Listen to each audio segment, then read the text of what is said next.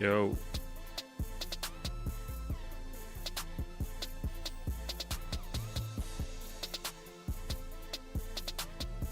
Send out this link real quick.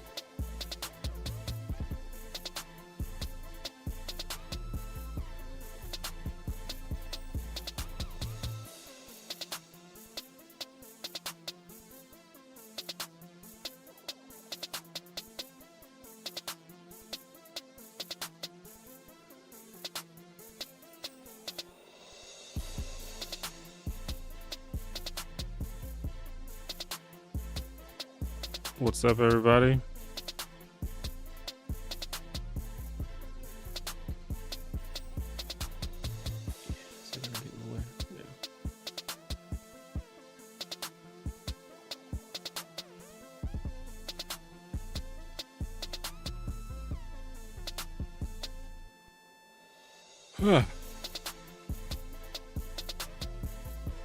One second, I'm gonna get a drink of water. I'll be right back.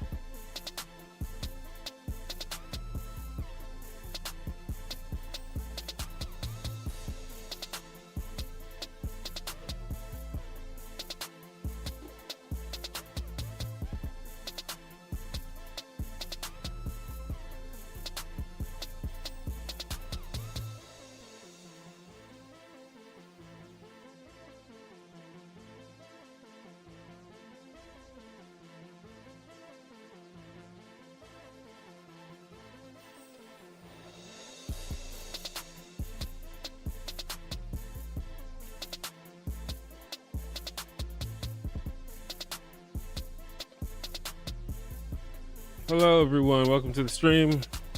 Everybody can hear me and see me.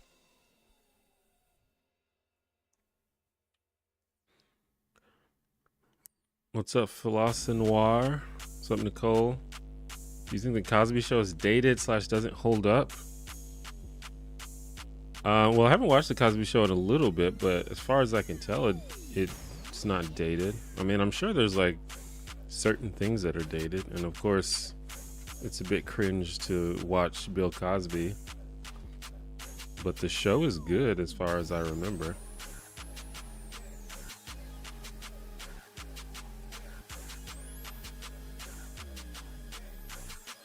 What's up, Dan Z?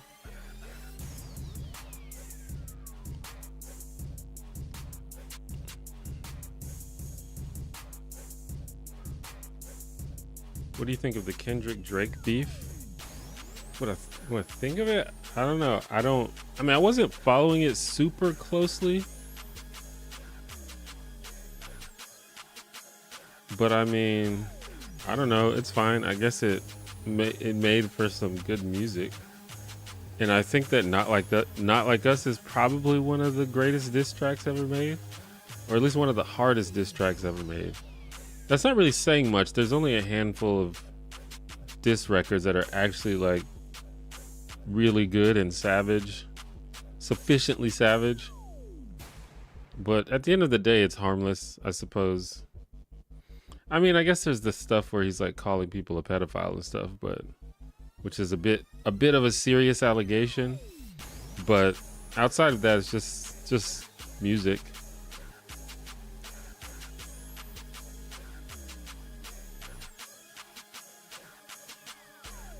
Can't stay for the stream, but wanted to say it's real cool you making all these fun sitcom videos. I appreciate that. Thank you, Shiny Duke.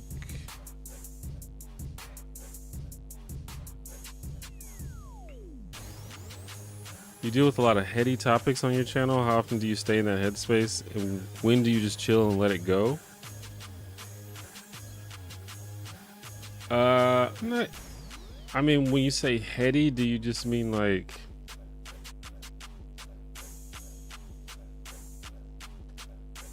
things that make you think? Because I don't really think I do anymore. I did at one point, but these days I just make like fun videos about TV shows. But at some point I did, and I mean, I'm the type of person that likes to think about stuff I like to critically think about things, and I love philosophy, and um, I generally want to know the details and nuance of things. So that's just kind of the type of person I am most of the time. But I try to do it to the extent that it doesn't stress me out. Once it starts to stress me out, that's when I back away from it.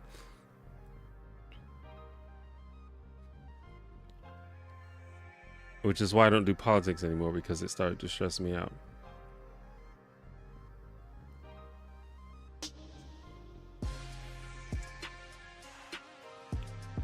I got a notification of the stream, but it's not showing up in my feed. Strange.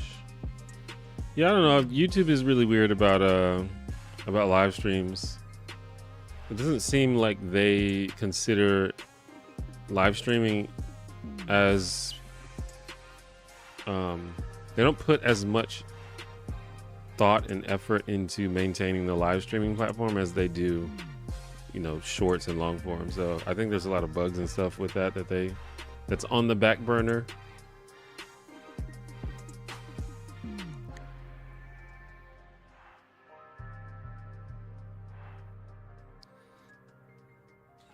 Thoughts on House of the Dragon?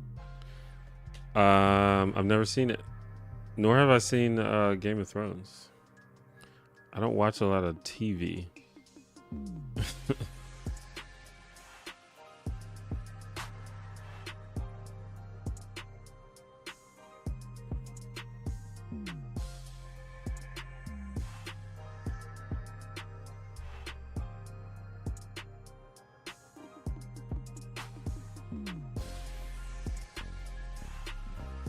So,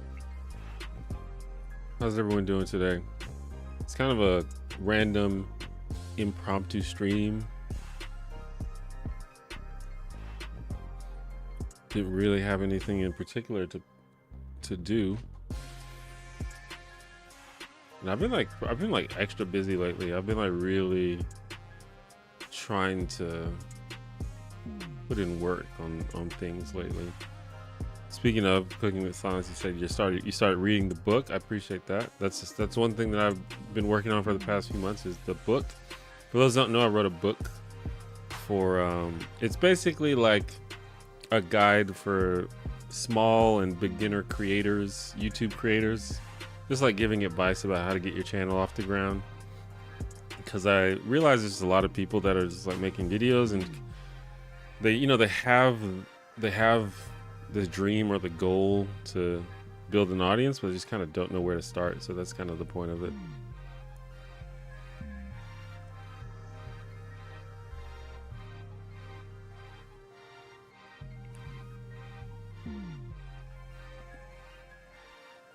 So much respect for the artwork and everything. I appreciate that. Yeah, I actually worked with several people to make the book. I worked with artists and I worked with editors and proofreaders, and I'm sure there's still it can still be improved, but eventually you got to get to a point where you just say you're done with something. You can't just keep working on something forever.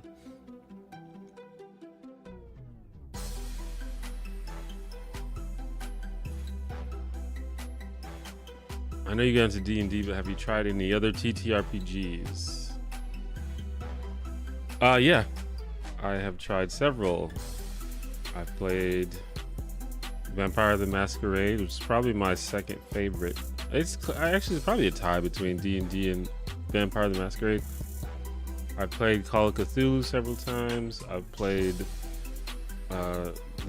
several of the Powered by the Apocalypse systems, like Kids on Bikes and Kids on Brooms. I forgot what the system's called. I played another one. It's like one of those very simplistic systems. I played Dread, which is fun and simple to play. But yeah, there's still many that I haven't tried.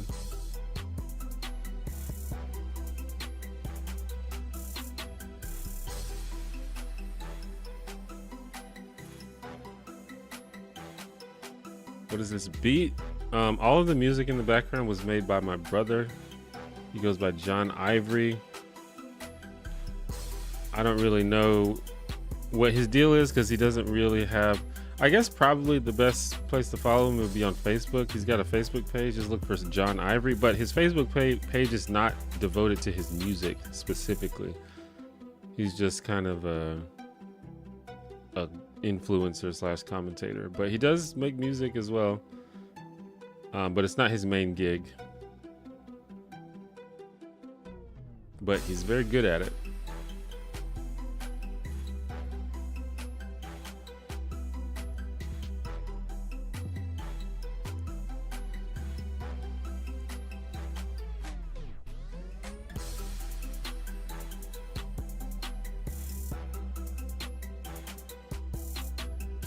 I miss Trill Hats and everything. That was my era, I think. I think I started getting old after that. Yeah, I mean, I think it's probably still prevalent in certain types of music. Like, people still make like trap music and stuff that has that kind of thing in it. At least I think so, maybe not. I'm not really up to date on music, so I probably shouldn't speak as if I am.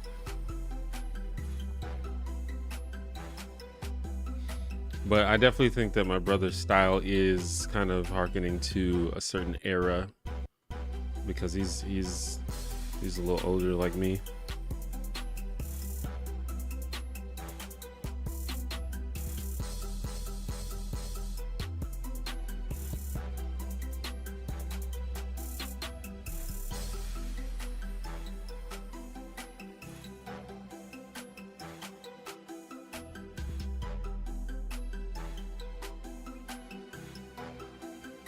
But yeah, there's a bunch of there's a whole bunch of TTRPGs I would like to try. There's like so many of them out there. In fact, there's kind of like too many of them. I've been checking out the new the Critical Role created system, Candela Obscura, and it looks pretty cool. And I've been watching their actual play of it. The actual play is really good. I've been enjoying that.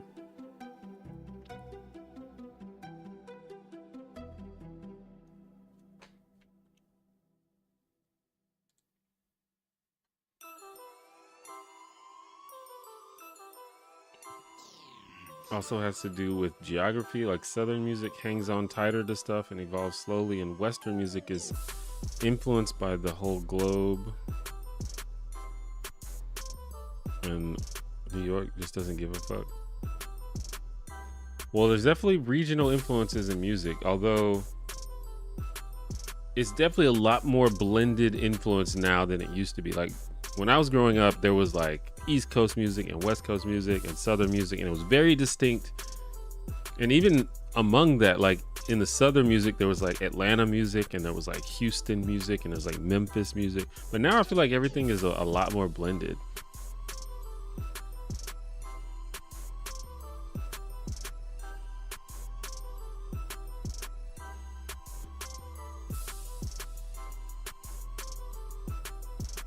Are you doing a full version of that Aladdin video, or is that an old clip? No, that was it. It's short form content. That was the video, and it was specifically made to be short form.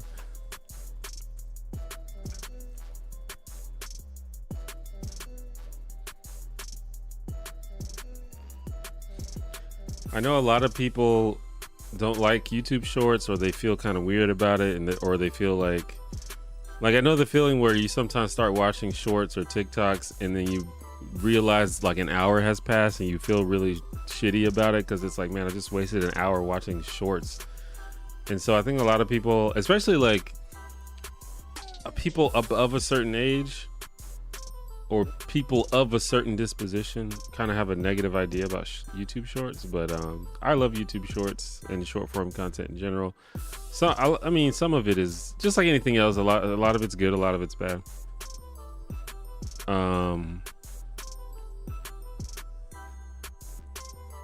But I don't know, if you're into shorts, I'm gonna be making more of them going forward. They're fun to make and they're quick to make. So, and a lot of times I have ideas that are just too small for a full video, and so it's a good way for there to be shorts. Candela Obscura is very similar to Blades in the Dark, so you might enjoy that one too. Word. I'm not really familiar with Blades in the Dark.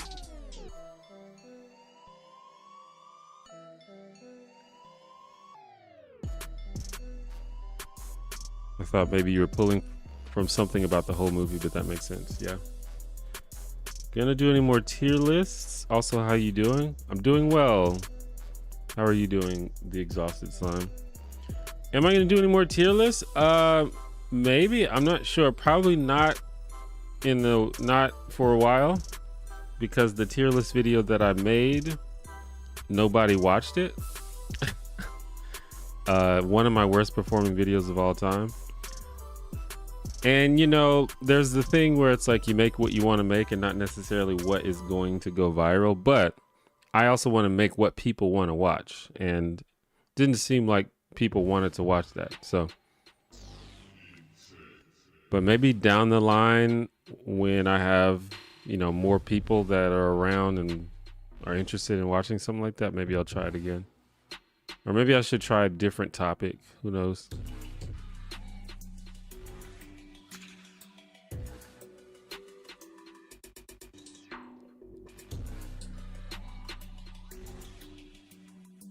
Oh, dude, you made it as an artist. You're doing you, and it's beautiful. I don't criticize your choice for shorts. It's a good workout for expression.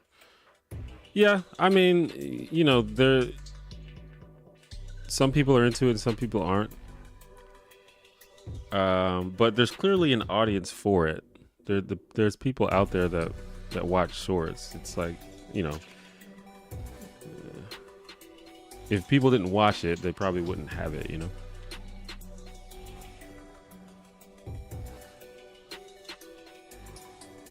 And it's one of those things where if you don't like it, you don't have to watch it. And since they're so easy to make, usually I don't necessarily feel super bad if they don't get a lot of views. Unlike, for example, the tier list video I just told you about, which cost money and time, and then nobody watched it. So that hits a little bit harder.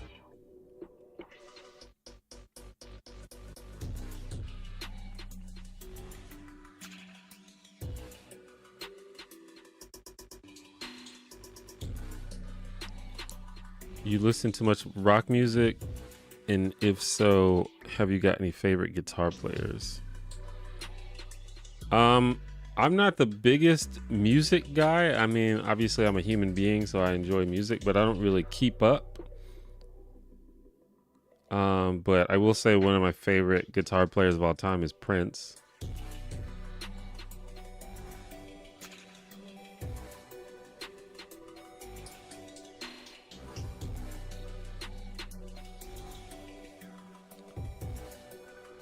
What's up, TUNJ? What is your favorite color? My favorite colors are orange and purple.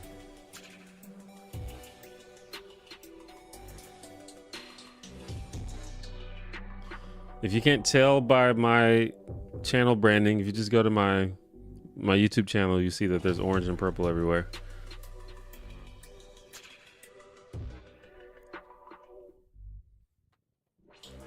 The main difference between Candela and Blaze is that in general you play good guy occult investigators in Candela, but in Blaze you play as criminals, usually bad guys. Oh, word.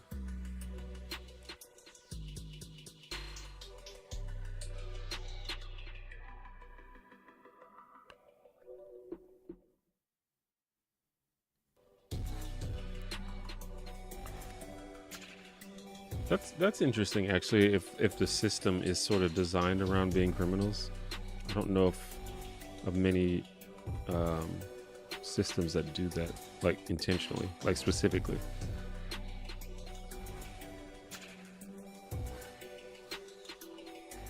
Been following your content for years, since 2016 at least. I really appreciate you and everything you put out. Not a question, just a thank you.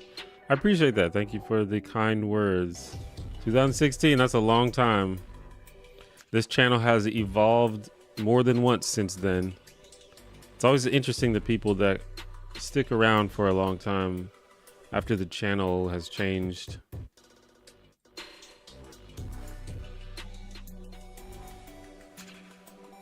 What do I think is Prince's most underrated release?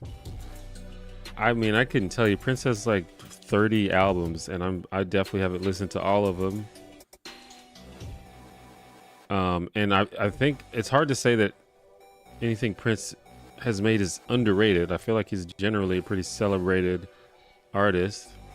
I will say the song that I like from Prince that I don't hear people talk about much is the song 7. I couldn't tell you what album it's on. It's on one of his 99 albums, but it's maybe my favorite Prince song. So it's the song goes, "Oh, 7, and we'll watch them fall. We'll stand in the way of love and we will smoke them all." It's a banger, absolute banger. Do I fuck with Gorillaz? Absolutely, I love Gorillaz.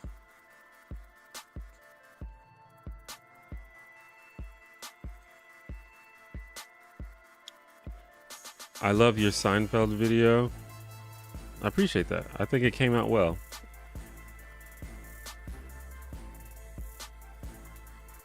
You might have mentioned it, but any preview of your projects coming up? Preview? Not specifically, but I'm kind of on this kick right now where I'm talking about stories from TV shows, so you can expect more of that. And not just TV shows, but particularly sitcoms, because I just love sitcoms, particularly sitcoms that I grew up watching, or sitcoms that were on at, formulative times in my life.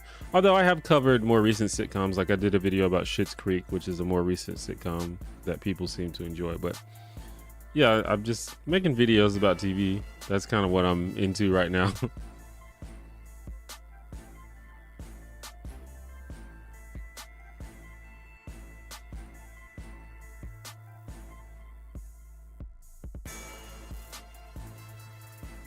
Prince is a great choice.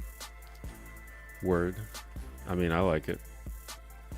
And I don't know if he's underrated as a guitarist, but people seem to talk. I mean, he's so talented, or he was so talented in so many ways that it's hard to, people don't often pinpoint like, oh, he was a really good guitarist, because he was like kind of good at everything. But he was like a really good guitarist as well. Like some of those live performances were crazy. I used to date a girl who was like the biggest Prince fan, so she would make me sit and watch like Prince concert DVDs and shit, and like, so I got to see a lot of Prince. And I was like, man, this dude is such an amazing performer. Holy crap.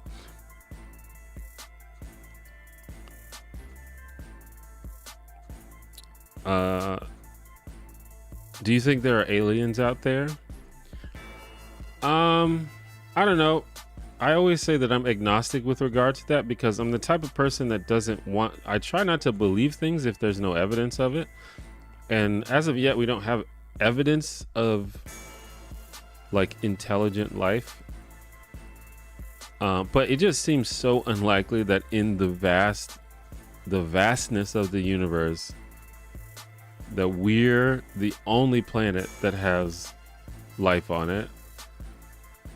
Or even the only planet that has, intelligent life. It just seems so unlikely to me.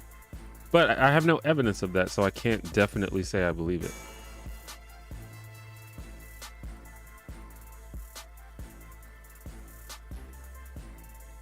What's up, Chillcast? How's it going?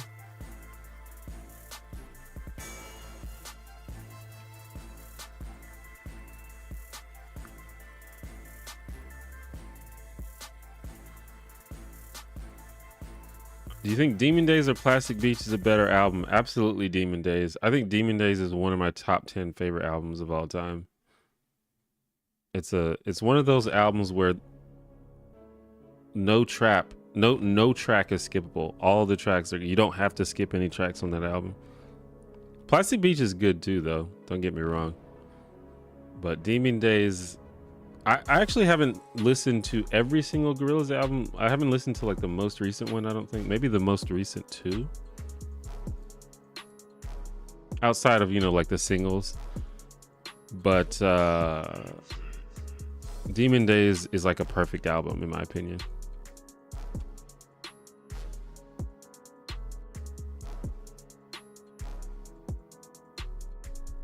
Top 3 plants. Plants? I don't know.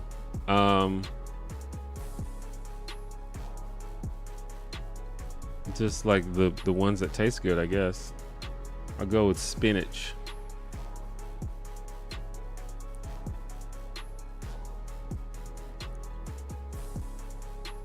I don't know, there's so many plants. There's like millions and millions of varieties of plants, aren't there?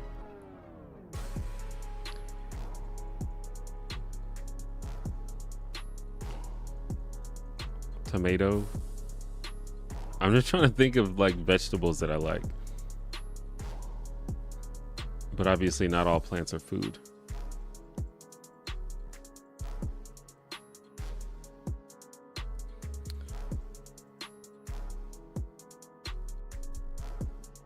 Schitt's Creek was one of the only sitcoms I've managed to tolerate in a while. Have you ever watched any telenovelas? I have watched telenovelas. I mean, not recently. And not like, you know, I just catch them here and there because my mom used to watch them. My mom is Panamanian, so she was a big fan of those.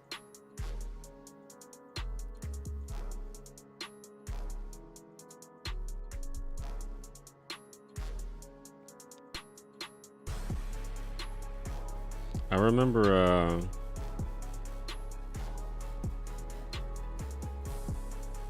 it's like I have hipster moments sometimes when it comes to like Spanish TV shows, because sometimes they get adapted into English TV shows, and I'll have a hipster moment where it's like, you know, that's based on a Spanish show. Like when Ugly Betty came out, I was like, well, you guys know that's based on a Spanish show, right?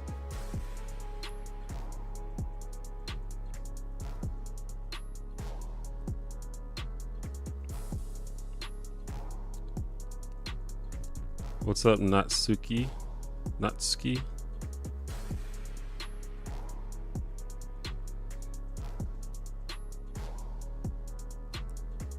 Did I watch the Kendrick pop out? Any thoughts?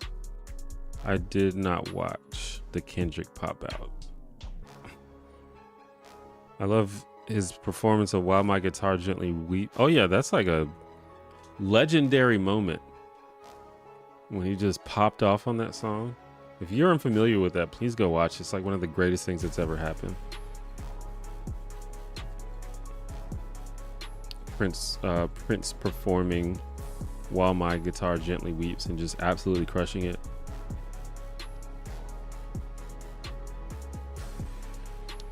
It's more possible that if there's intelligent life outside of Earth, that we have a limited perception or ability to see it or quantify it. It's possible that the universe is outsmarted us. Well, that's one of the things. If there is intelligent life out there, we ain't gonna see it. We ain't gonna, definitely not anyone who's alive right now, and possibly not anyone ever, because the universe is just too big. You know, it would take hundreds of thousands, if not millions of years to travel the universe, you know, fast enough to even explore, you know. And I think, I'm not an expert on, you know, astronomy and cosmology and all that, but I think it's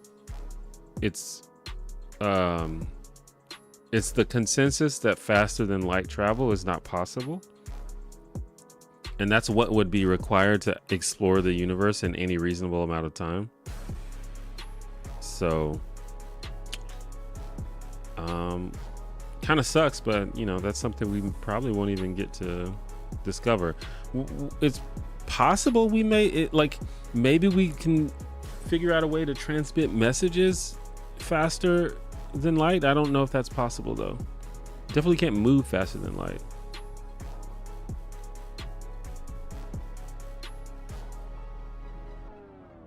But I don't even know if messages can move. Like, I don't even know if information can be transmitted faster than light. I'm not even sure if that's how that even works.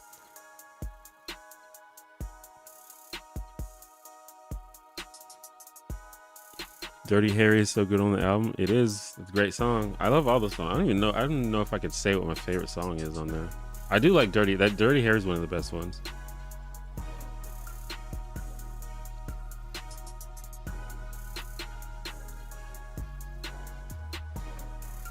What do you think of orangutans? One of the less appreciated great apes. Pretty chill, like a monk. I'm cool with orangutans.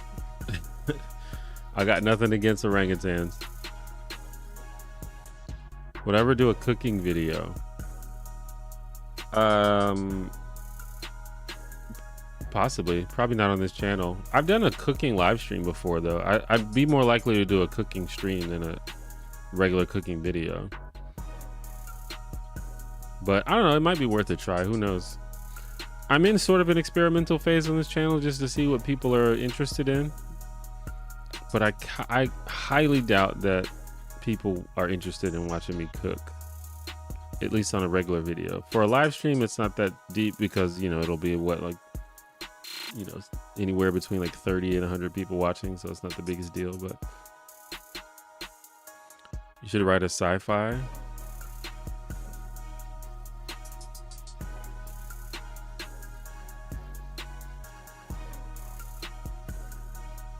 I'm thinking about running a sci-fi campaign for D&D, or maybe some other system.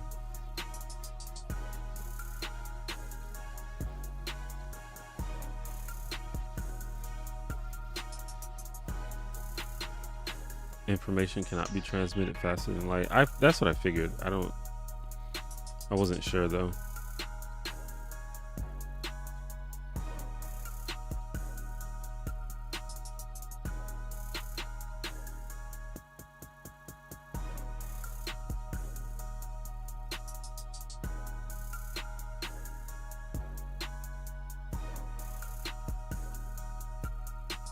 Information could travel at the speed of light, but not faster, I think, without like bending space. Yeah. Even, I know there's like theoretical wormholes. Maybe that's a thing. I'm not sure how that works. But yeah, I don't know. The universe is just too inconceivable. It makes my brain hurt if I think about it too much. It's just inconceivably big.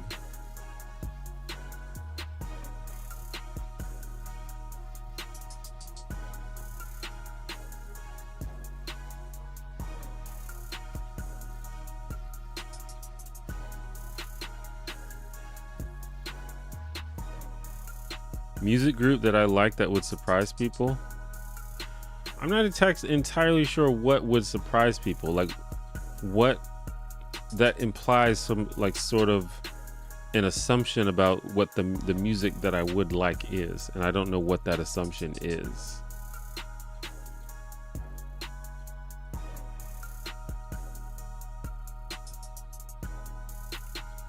But I like stuff from many genres.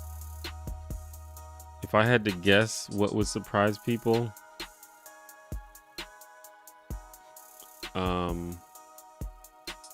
I like Lorde a lot. I'm a huge fan of Lorde. I love Nirvana. I don't know if that's surprising.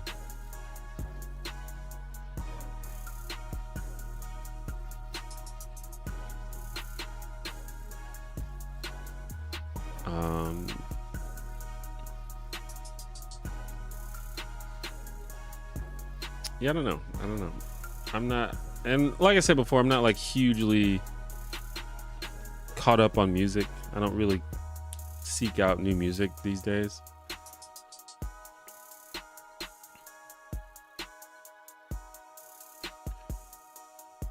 your Bernie Mac video is very good.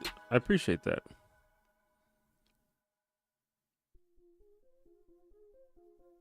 I think it's kind of a lesser known show, so it didn't perform as well, but I'm pretty happy with the video. Your video on Blackalicious was amazing. Ever want to revisit another underground hip hop artist? I mean, yeah, the thing about it is there needs to be an interesting story to tell. I don't like making videos to just like generally talk about stuff. I just need I want there to be a story. So it's like, yeah, I could just make a video where I just gush about some rapper that I like, but to me, that's not that interesting. But if there's an interesting story behind it, then yeah, that's definitely a candidate for a video I could make. And that's the reason I did the Blackalicious video, because it was just a really cool, interesting story, you know, about how there's this group that kind of, you know, fell into obscurity and then was reinvigorated by a random performance on Jimmy Fallon. And then, you know, of course, Gift of Gab and his diagnosis and all that. It's just a really interesting story.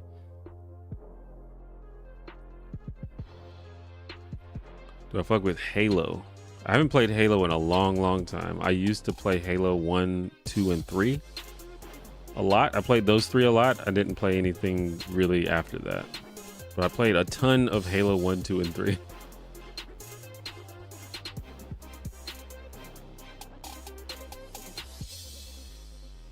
You know what would be great? Some guacamole and tortilla chips. You really want some guac? You've been talking about guac for a minute.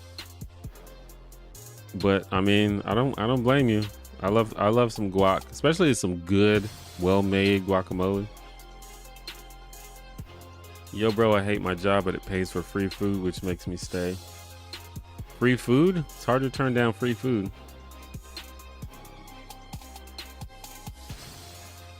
What are your arguments for anti-discrimination laws?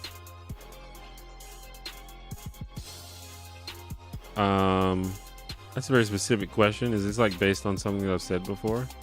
I mean, the general argument for it is that discrimination is bad and shouldn't be a thing. So I think that there should be laws against it.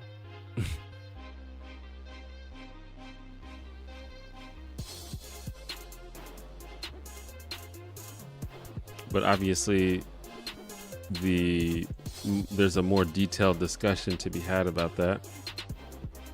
I think I would need to hear the arguments against anti-discrimination laws and explain why I don't agree with them. Or maybe I will agree with them. Who knows? Unlikely though. In quantum physics, there's supposedly the concept of entangled particles which can interact instantaneously regardless of how far they are spatially separated from each other. I'm sure that sounds like some quantum physics shit. Yeah, you know, I don't know. It's our understanding of things continues to grow and evolve over time.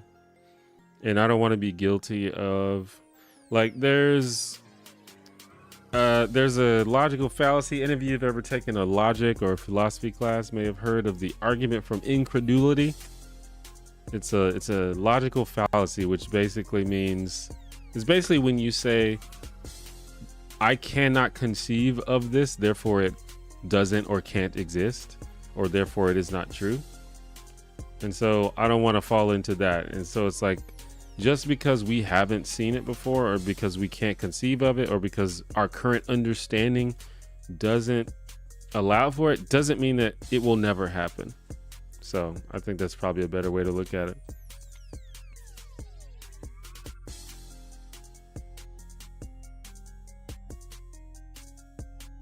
Still think woke isn't pandering. Again, you have to define those terms. Those are very nebulous, generalized terms that mean different things to different people. So you're gonna have to give examples. And fall into I try not to fall into the trap of getting buzzworded, where people just kind of say a word and then I give my reaction to my understanding of the word, and then they say, oh well, no, that's not what I meant.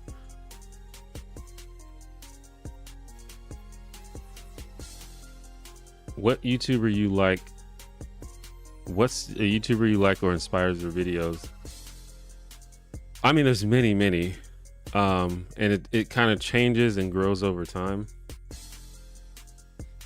The original inspirations, I think, for my channel were Vlogbrothers and Philip DeFranco and Wheezy Waiter. Those were like the first, like way back in the day. Those were the people that really made me want to be a YouTuber. And then over time, there were, there's other channels like H Bomber Guy and ContraPoints and Captain Disillusion and Swoozy and Anna Akana and Community Channel. And then even more recently, there's people like Drew Gooden and Ryan Trahan. And so there's a lot of people that inspire me.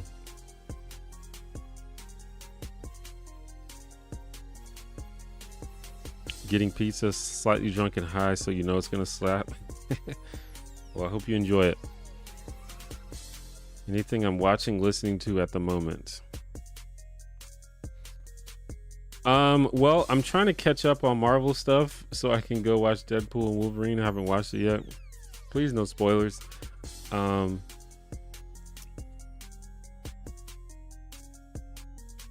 I'm trying to finish Echo, even though there's probably not an Echo reference. Who knows? Maybe there is. But I like to be caught up before I watch the next thing.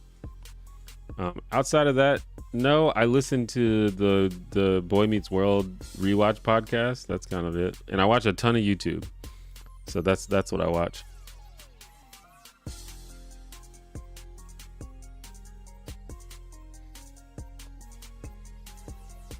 Have I ever been on a cruise? I have not. I don't really have interest going on a cruise because I get massively seasick whenever I go on boats.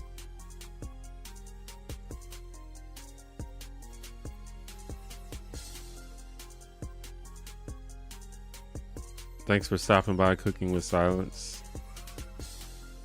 What are my favorite sitcoms of the last 10 years? I have to think. Definitely Schitt's Creek. What sitcoms have come out? Let's see. The Good Place is one of them.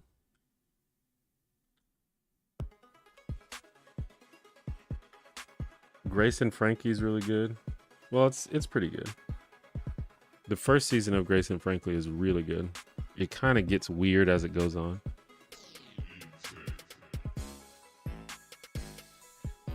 It was Parks and Rec in the past 10 years.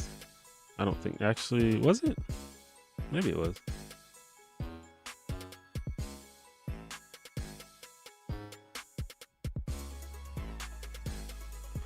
Brooklyn Nine-Nine was in the last 10 years, right? That was really good.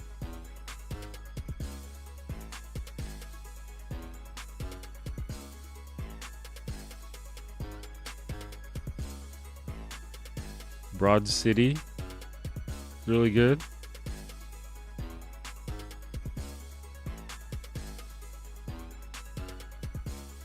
I'm looking at like sitcoms that have come out that I like. Veep is amazing. Young Sheldon is surprisingly good. Well, I don't know if it's surprising, but Young Sheldon's really good. So yeah, those are some answers. Those are all really, really great shows.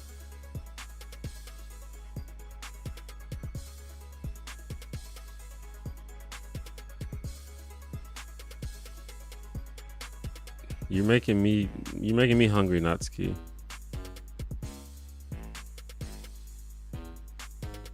Yo, what's with white people not seasoning their food? What's behind it? You sound like a fucking 90s comedian. White people don't season their food.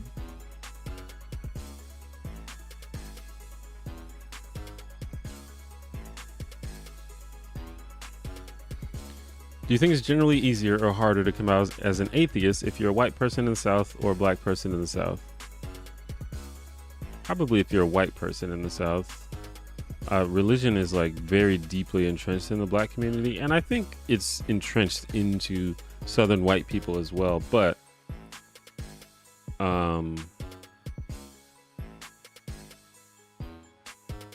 I don't know. I feel like just there's a lot more diversity of thought in the white community when it comes to religion, I think.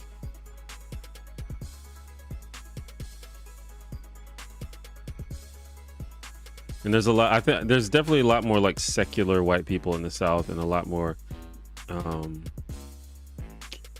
people of different religions in Christianity.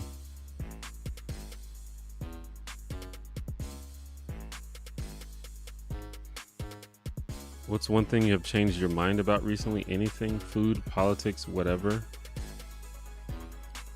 I don't know. I'd have to think.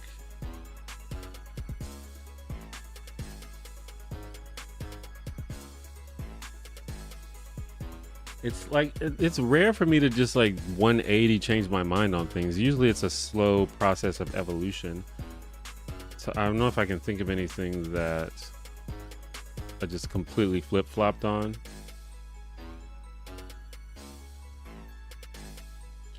There's something that it wasn't, well, one thing that I've been talking about recently is the idea that politics is everything. I guess that counts. So like there's this idea that everything is politics, and that's kind of become like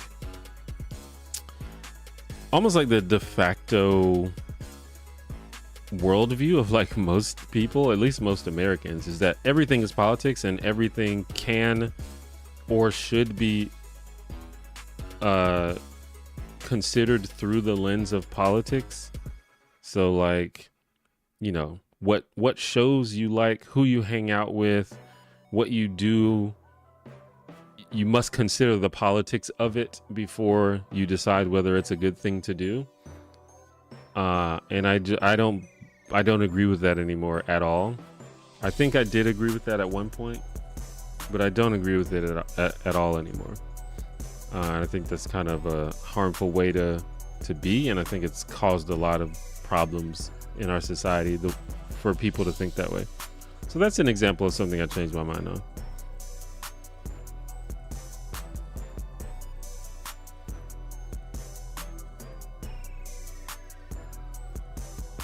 There are so many Marvel movies that I don't know how to catch up anymore. I just seen random ones.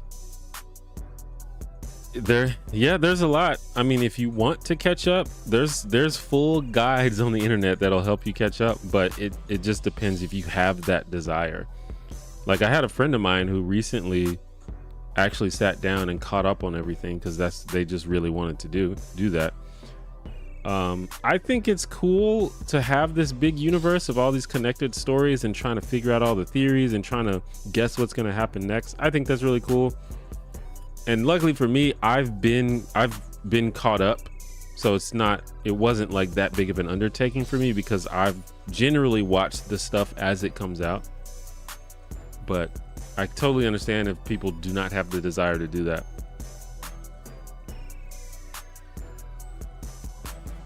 Looks like there's a few Drew Gooden fans here. I'm a big fan of Drew. I think he's the best of like the commentary creators that are out there. I like some of the other ones. Like I like Curtis Connor a lot. Danny Gonzalez is cool. Jarvis Johnson is cool, but Drew Gooden's my favorite.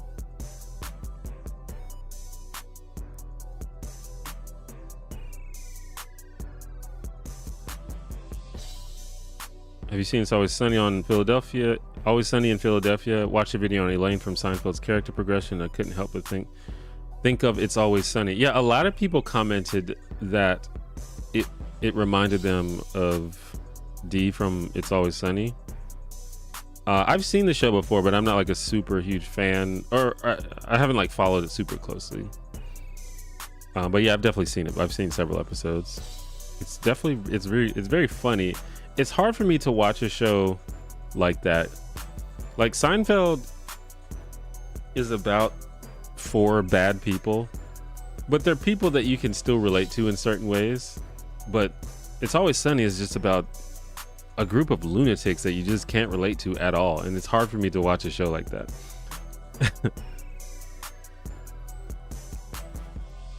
Do you have an opinion on Mel Gibson's Braveheart? You know, I've actually never seen Braveheart before.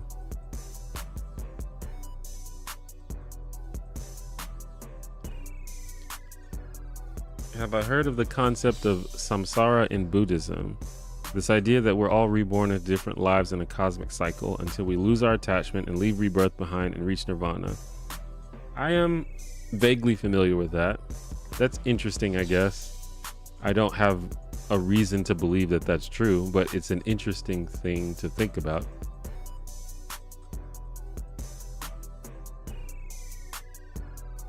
You had a dream about Deadpool? Thoughts on Kamala? Better than Trump by a long shot. I think Kamala's qualified to be president. I'm interested to hear more about more about her plans. But based on what I know, she was like one of the less progressive Democrats, which is not ideal for me personally, because I'm a pretty progressive person and I would like to support a progressive president. But I'll vote for her over Trump.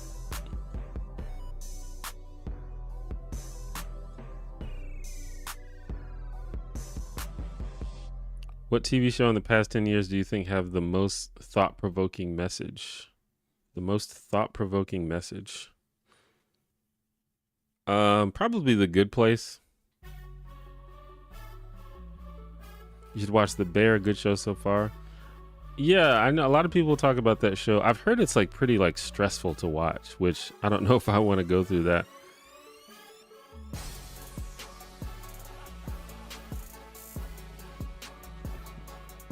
Curtis Connor, I hardly know her.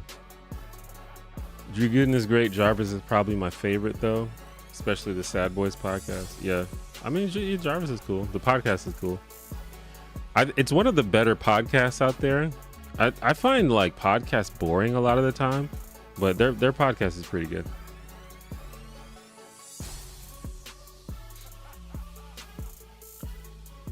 Larry David / George carried Seinfeld. I think everybody except Jerry carried Seinfeld.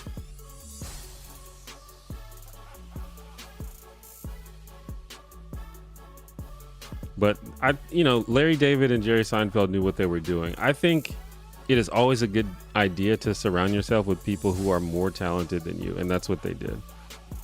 And I think they did it on purpose. Like Jerry Seinfeld, I think is a very good stand-up comedian, but I think he knew he wasn't the best actor. So he's like, I'm gonna get a bunch of really good actors.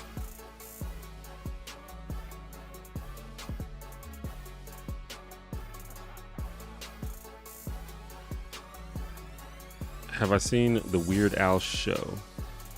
No, I don't think I knew that Weird Al had a show. Philadelphians, I'm one of the lunatics. Are you saying that all Philadelphians are like that? So I fuck with horror movies. Sometimes I have recently gotten more into horror movies. Like growing up, I would always say that I do not like horror movies. But the problem is I was not aware of the diversity of styles of horror movies. I was just thinking of a certain type of horror movie. Particularly the kind of horror movie that was popular when I was growing up, which was a lot of like the torture porn type stuff. They're like super fucked up horror movies. And to this day, I don't like stuff like that. But there are some really, really good horror movies. And I'm starting to realize that now more.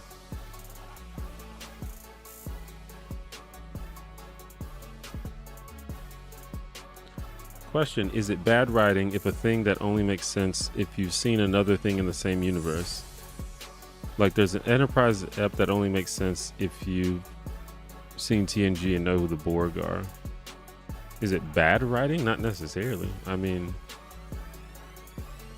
whenever you do something creative, there's a balance between writing for your existing audience and writing for a new audience, and it's up to you what that balance is. You know, obviously, if you want to build your audience, you want to write to the new people. But if you write to your existing audience, then you're going to build an audience of super devoted fans. So, you know, it's not necessarily bad.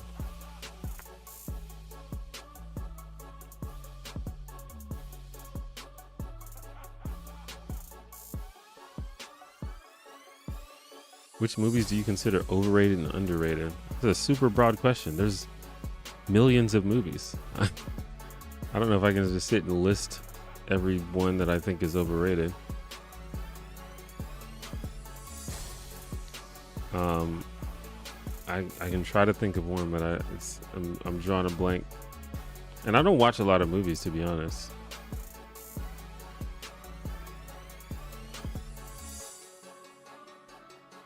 What's an underrated movie?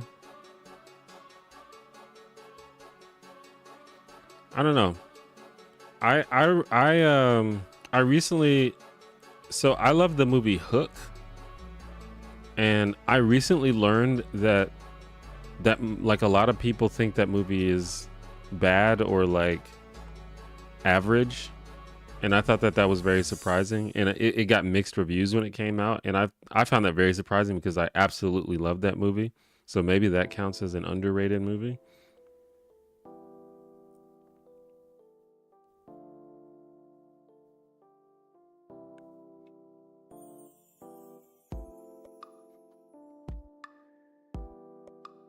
As for an overrated movie, I used to say that the original Star Wars trilogy was overrated, but I kind of think that's like too much of a hot take. It's like I'm being a little bit of an asshole when I say that, because it's like that the point of Star Wars is not that they're really good movies, and I think everybody understands that. So I'm not really being that clever when I say it's overrated.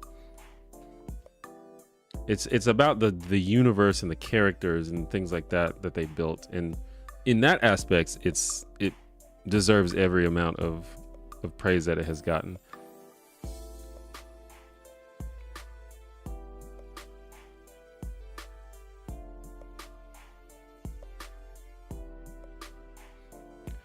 I know so many young people planning on voting third party, especially for Jasmine Sherman and leftist spaces, because they don't like Kamala. I'm slightly conflicted.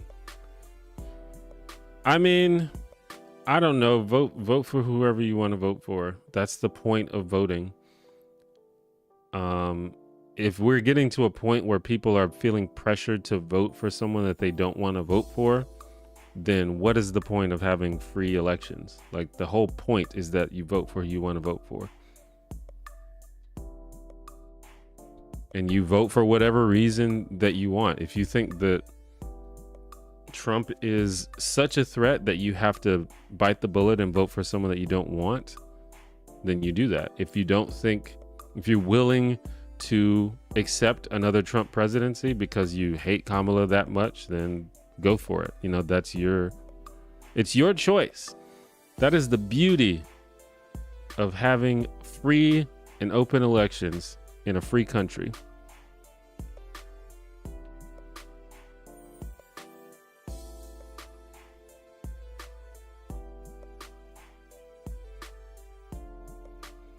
Been loving the Drake video. I don't know if people are trolling when they come in here, and because it is crazy to me that people still get me and FT Signifier confused. Like, do we look that alike? We're just two black dudes with dreadlocks. Our faces don't look the same at all. I don't know. Maybe they do.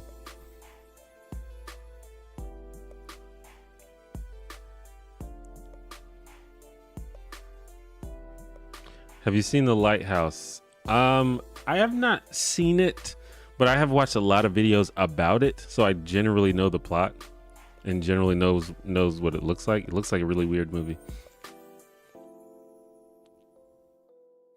I've been watching horror movies since I was 2. Started with zombie movies. Yeah, not a big fan of that sort of Saw kind of movie. Yeah. Do you have any advice for small artists? I've been pouring all the money that I set aside into my music, but I haven't reaped any rewards yet. Kind of similar to what we were talking about before. You have to decide you have to weigh out making what you want to make and making what people want to hear. If you want to get attention from people, you have to make stuff that they want to hear. So I think a lot of artists and musicians, they get into this sort of self-centered way of thinking where it's like, I'm an artist and I want to make art. And then when nobody likes it or nobody gives it any attention, they feel like really like slighted. And it's like, what do you mean? Like people think that they're owed attention just because they made something. And that's just not how it works. So the advice is to try to make stuff that people want to hear.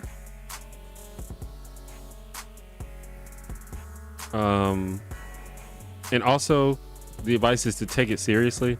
It sounds like you're taking it seriously. You said, since you're pouring money into it, but even though it's not your job yet, you need to treat it like it's your job. You have to take it very seriously, and you have to treat it like a job and not a hobby. And you have to figure out how to make stuff that people want to hear. And I don't know like exactly what your music is, but you're gonna have to like look into it and find ways to get attention. Yeah, it's difficult. It's difficult to get attention as a creative person. I would definitely utilize YouTube if you're not already, just to get eyes on you. And I'm not saying upload your covers or upload your music on YouTube. I'm saying make videos, make cool videos about stuff related to music or related to what you do, and then you can use that to be like, hey, by the way, I also have my own music. I think all creative people should be using YouTube or TikTok. YouTube or TikTok. So that would be my advice on that. Have I been paying attention to the Olympics? Not really. Thoughts on King of the Hill? I could see you make a video on it. I would love to make a video about King of the Hill. The thing about it is I need to rewatch King of the Hill, and there are a lot of episodes of King of the Hill. So I feel a little bit anxious about undertaking the task of rewatching the show. But maybe one day I'll do it. Jordan Peele and Ari Aster's horror stuff has been great. I have liked all of Jordan Peele's movies. Have I seen Jury Duty? I have seen Jury Duty, and I made a video about it, and not that many people watched it. I don't know why.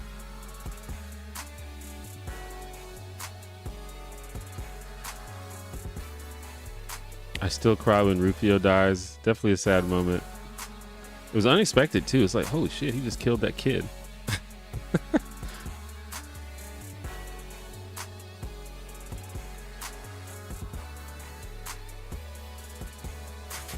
How can anyone not like Hook? That's what I thought, but apparently it's a sort of a movie that has always gotten middling reviews. What's the most okay movie you ever saw?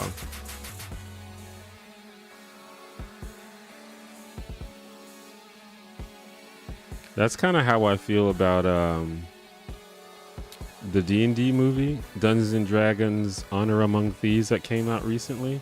Obviously, as a big D&D fan, I was very excited about it, but it was pretty okay. That's my review. It was pretty okay.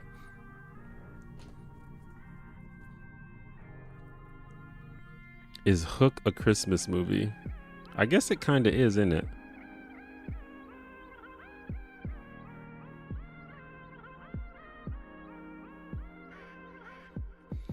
I watched Inception for the first time recently and found it underwhelming. It wasn't bad, but I'm not sure it was worth the hype it got.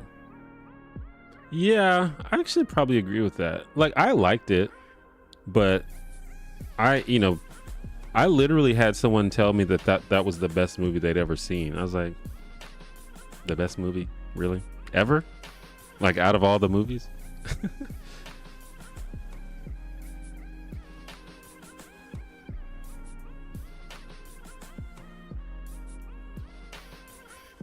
You have to tactically vote in a two-party system, unfortunately.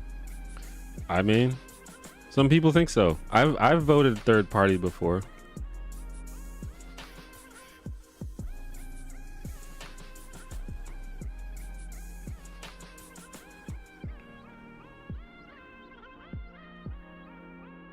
It's on the candidate to win support. It's not about blaming voters for not voting. I agree, 1000%.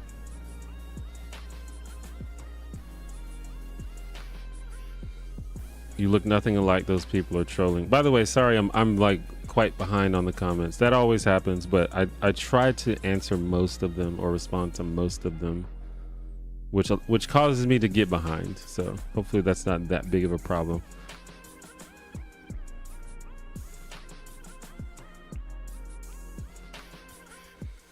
I think some people are trolling, but we get the comments way too often for it to just be all trolls. Sounds like will.i.am and Wyclef Jean all over again. Listen, I can see Wyclef Jean. I can see that. I will actually give you Wyclef Jean. I don't know about will.i.am at all. I don't see that at all.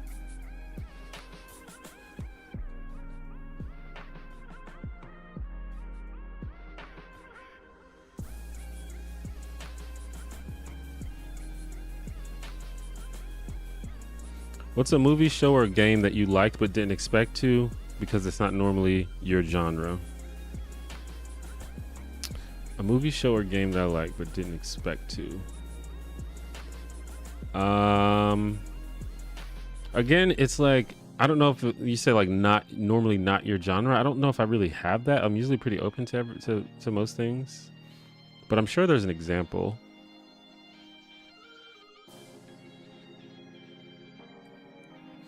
Well, I mentioned the show Grace and Frankie earlier. If you don't know, it's a sitcom. I think it's on Netflix. But if you describe the show to me, I would not have thought that I liked it. It's basically about two old ladies. That's what the show's about. It's about the plight of two ladies like in their 70s. And their husbands leave them to be with each other. Like their husbands turn out to be gay, and it's a very weird setup. But I never would have thought that I liked that show, but it's actually really good. It's really sweet. It's got Lily Tomlin and Jane Fonda.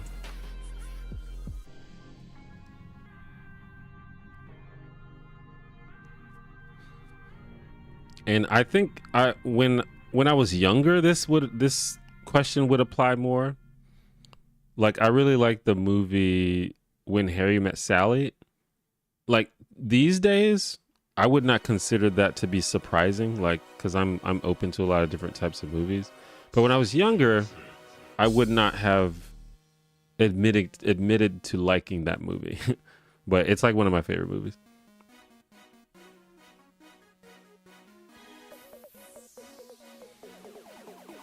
Hi from France. Hello. Which countries would you like to visit if you had the means and 3 months free?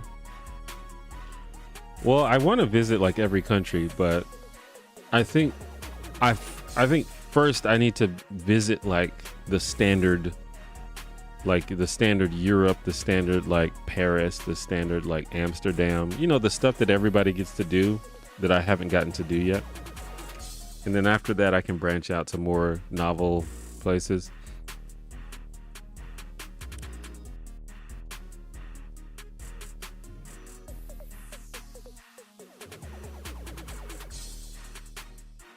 It's been a few decades since I've seen, but isn't Rufio like the only person who dies except possibly Hook when the gator falls on him? Yeah. Well, I think a lot of the pirates die.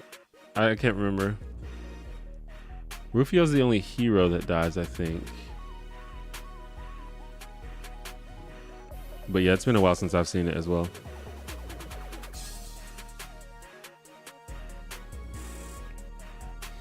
That's the worst review you've heard about the D&D movie. People hype that shit. Interesting. Yeah, I thought it was okay. Like, it's fun as a D&D fan because it is just non-stop D&D references, like non-stop. So it's like, it's cool when you're watching it to be like, oh yeah, I know what that is. I've heard of Neverwinter before. Oh, I know what spell he's doing. I know. That's cool. That's a cool feeling. But overall, just as a movie, it's just okay. And like the performances are good, I guess. And the, you know, the special effects look pretty good. But you know, it's a pretty, you know, the plot is nothing special.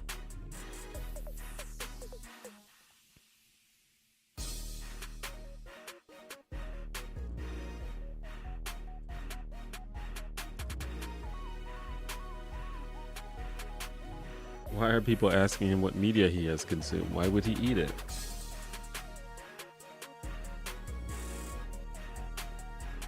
I like overly composed, artsy fartsy, slightly weird movies. Like, for example, I watched Problemista recently. I've never heard of that. I like weird movies, but they need to also be accessible. I hate like pretentious movies that sacrifice like comprehension for the sake of being weird. I'm not a fan of that. But I like offbeat movies as long as it still tells a good story, you know? Like, I love Darren Aronofsky's movies. Like, those movies are fucking weird, but, you know, they tell good stories and they make sense, you know?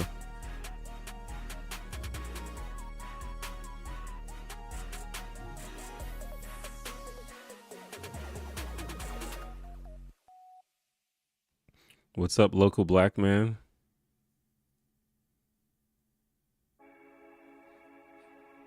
The Gilmore Girls is a show I think you would knock out of the park.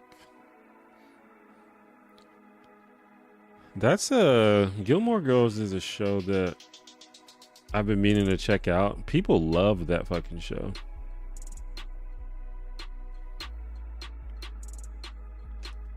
But it seems like mostly women love that show. And I wonder if because my audience I think is mostly male, and I wonder if they would even care about that if I like did a video about it or something.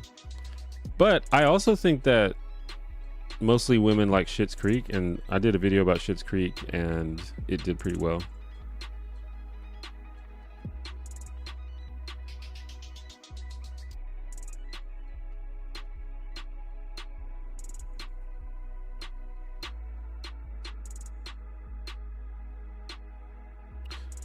What makes Frankie and Grace really fun, honestly, is that they're insanely rich and can afford to go on whatever tasks or journeys make them feel fulfilled. Yeah, it's an interesting show because it doesn't feel like the real world. Like, it feels like this weird fantasy world where they just live on a beach house all the time and just do whatever they want. It's interesting.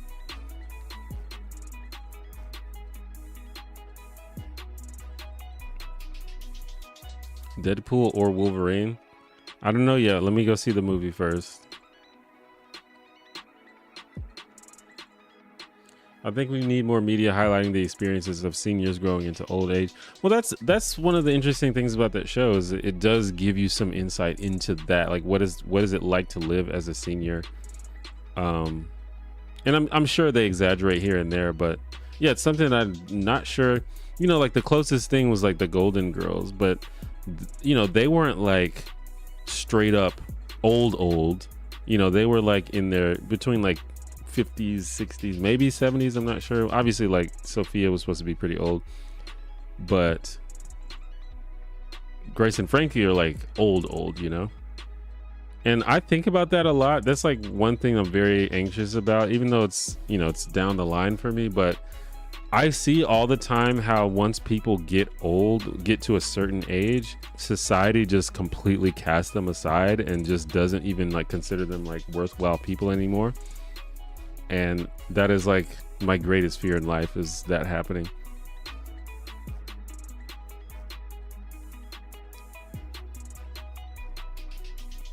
Do I still dabble in fighting games or Smash? Yeah. I'm not like as active as I used to be, just because I've been kind of busy lately. But yeah, I still love fighting games. I watched a bunch of Evo. I haven't played Smash in a long time. The most recent thing I've played is probably Street Fighter 6. I still haven't played Tekken yet. I would play more Smash, but I don't like playing online on Smash because the online is so bad.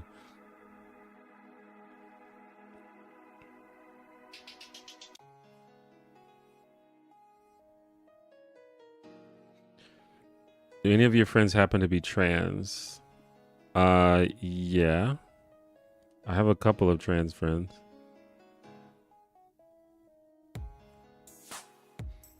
Or trans. Actually, I'm not sure. I have a friend that's non-binary. I'm not sure if they identify as trans. I need to ask them.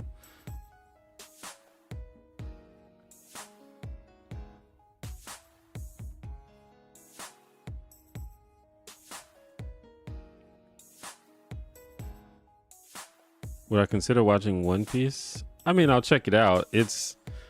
That's one of those things where it's like when I look and see that it has 1,000+ episodes, I'm like, yeah, I'm not doing that. But I'm down to, check out an episode or two.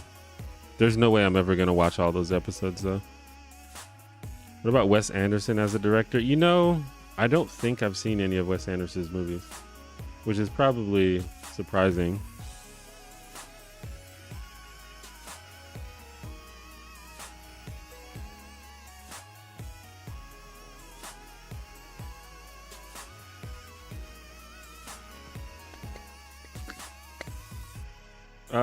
No, take that back. I've seen Fantastic Mr. Fox. That's the only one I've seen.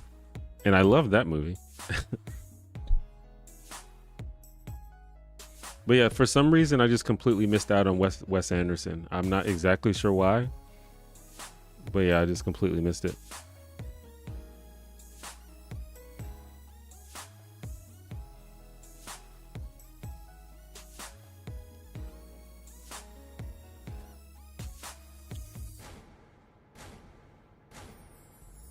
There's a play I like called She Kills Monsters that's based on D&D. It's better than a D&D movie. Interesting, I never heard of it. I'd like to check that out. Do I like salmon? I love salmon. I might eat some salmon later, actually. I have like some Factor meals in my fridge right now, and I'm pretty sure a couple of them are salmon. What's up, Tayzonde? Will you release your book as a downloadable ebook outside of the Kindle ecosystem? I looked for it on Google Books and there was no EPUB format for sale.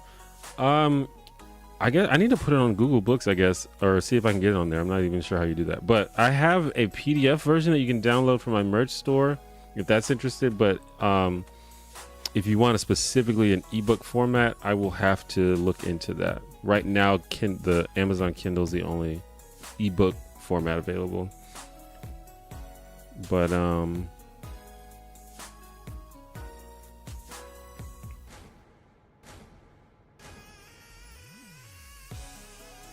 yeah, I'll look into that because I probably should do that.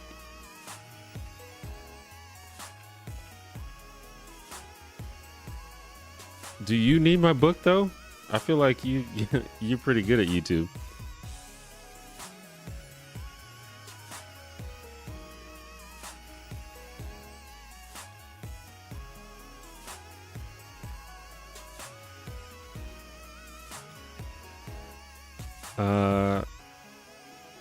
Grace and Frankie talking about healthy sexuality in old age is what makes it so important to me.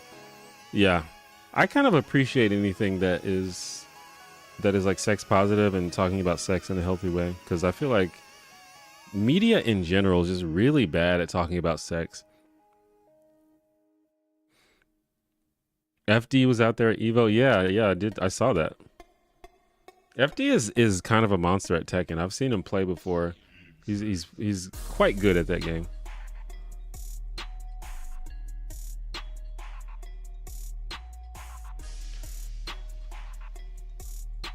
Do you have any interest in Rivals of Aether 2? I do. I played a ton of Rivals of Aether. I liked it a lot. So yeah, I'll definitely check out Rivals of Aether 2. I haven't kept up with the Olympics really at all. I don't know, just some way kind of slipped my attention. Like, I have nothing against the Olympics. I think it's cool. But I think I've just been kind of busy lately and just not really keeping up with a lot of stuff.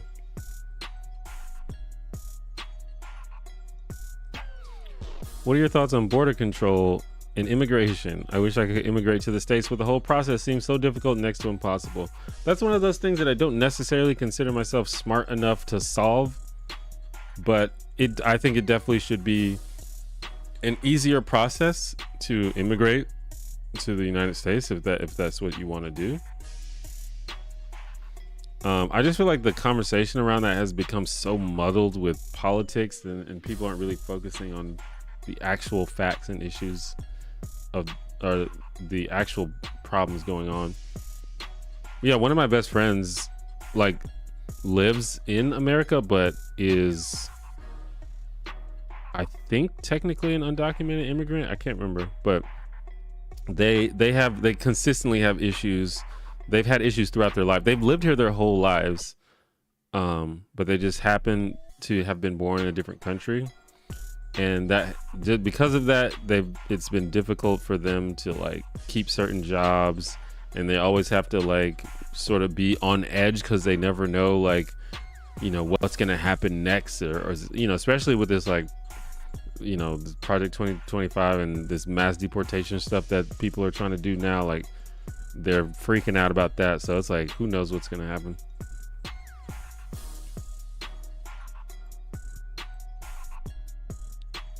What's your predictions for SummerSlam? I don't even know the card on SummerSlam, actually.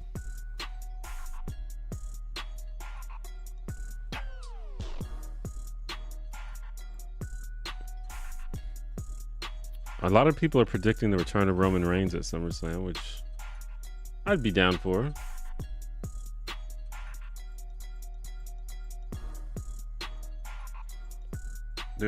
I think there's going to be a Rhea Ripley babyface turn at some point, which she's kind of already a babyface.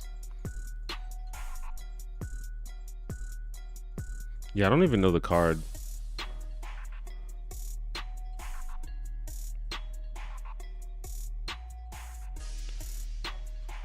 Watch Elsbeth? Yeah, people have been telling me to watch this.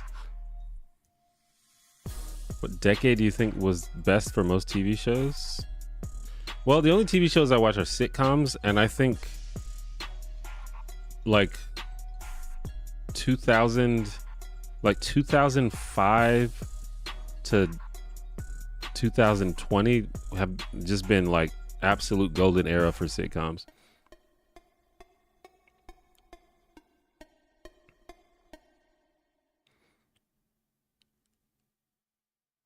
I'm always curious to what other YouTubers write. I have Lindsay Ellis and Joey Graceffa's fiction series, but I have not read them yet. Word, yeah, I was in Lindsay Ellis's books as well. I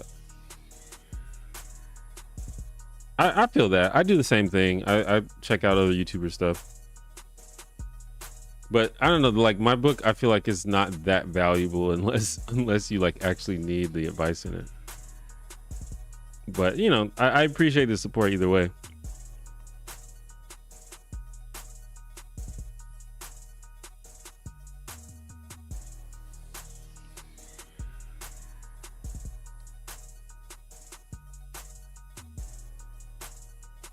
If I'm watching a good anime lately, you know, I'm not a big anime guy. I've talked about this before. I think I like kind of made some people mad because I was talking about how I'm not super into anime, but I will say I just don't really keep up with anime these days. But growing up, I feel like anime was not that good. I assume that it's, you know, it's evolved and gotten better. There's so much stuff out that sounds really interesting that has come out over the years. But I don't know, a lot of the stuff that I grew up watching was like, what is this? So, and because of that, I just never really got into anime.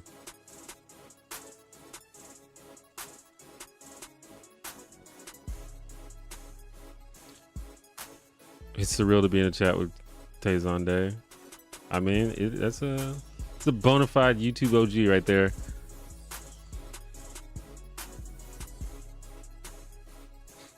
AEW or WWE? WWE. I don't know if that's controversial to say, but it's just better. This is a better product. Obviously, there's a lot of nonsense associated with WWE, and Vince McMahon is not the greatest guy of all time. But WWE is just better.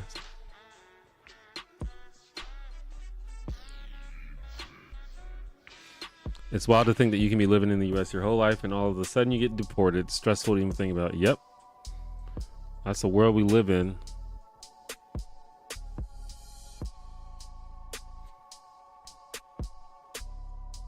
Like, I think my friend was allowed to stay here because they were in school, and I think there was the way the law worked or something, like if you were able to get into school, you could stay. However, they're done with school now. So it's like, you know, every day is kind of a toss up.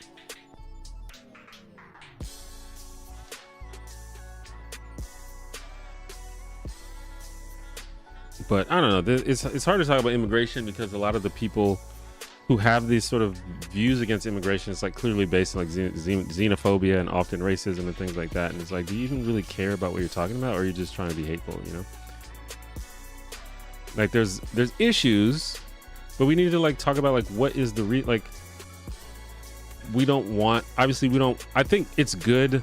Like, I don't believe in like open borders. I don't think you just let everybody in. There's got to be some kind of process, but also you have to think about the fact, like, why are there so many people? And let's be clear, like, there's not that many people, not as many people as like Republicans would have you believe, like trying to cross the border. But there's people that are like trying to come to this country to make a life for themselves. Like, you know, we have to think about why is this happening, and why don't we support it? Why don't we like set up a system to make this work?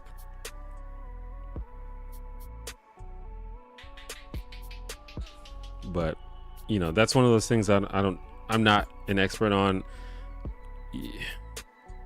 I think you like really got to be like on the ground dealing with that kind of stuff to really know what you're talking about.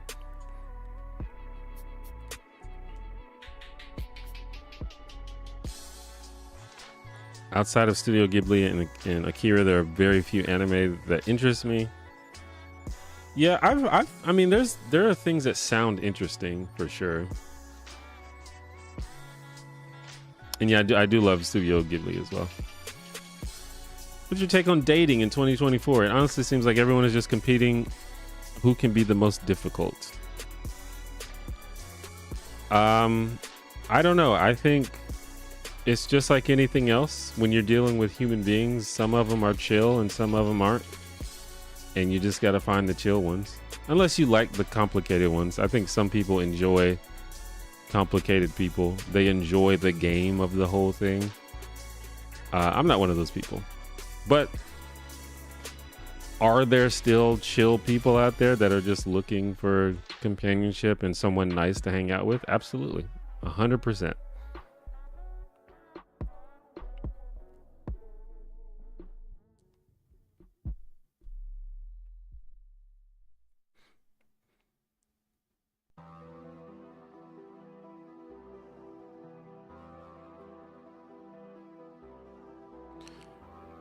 AEW is finally giving folk their second chance in their careers due to McMahon, but it's not as polished. I hear you. Yeah.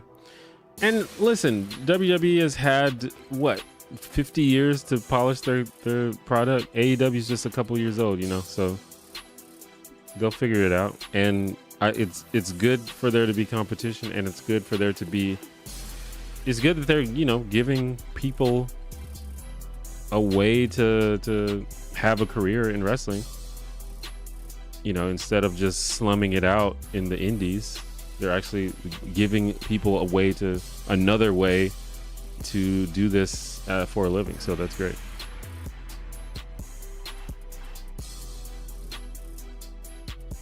Oddest thing is that Bush and Reagan supported a path to citizenship for undocumented immigrants in 1980 before their party invented a grift.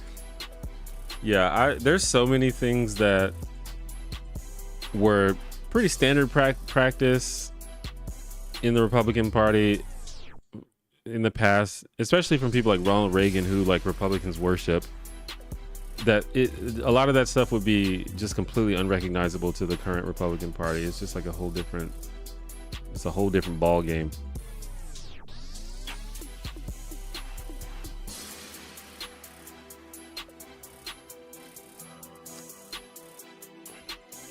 Dating in your 20s is always a bad time, though, no matter what decade. It takes time for people to find themselves. I mean, that's true.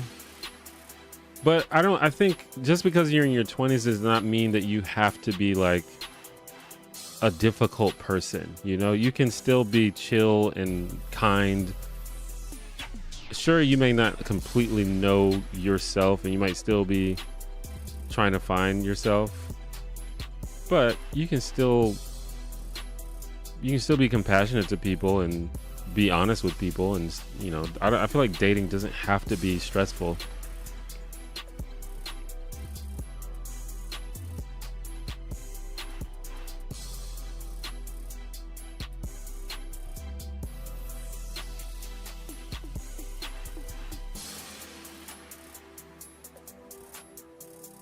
AWOL Trooper, thank you for the kind words.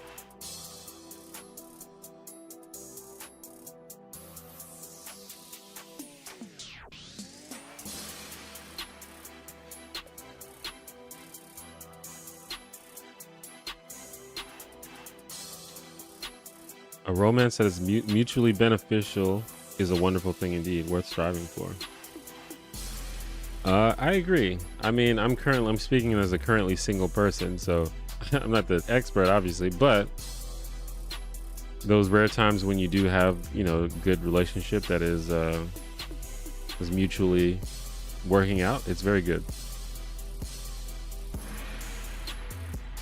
It's nice to have like a partner, like someone that's just like by your side in life. That's a cool feeling.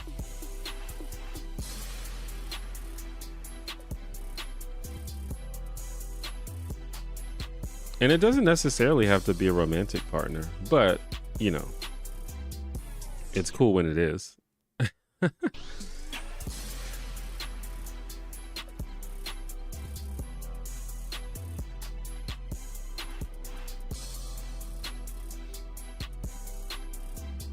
I've been somewhat out of the dating pool lately, because I've just been like, I've been just like really trying to be busy and trying to,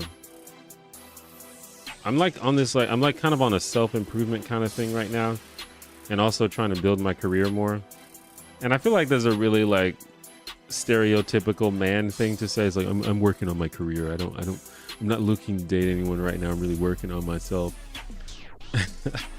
But it's true.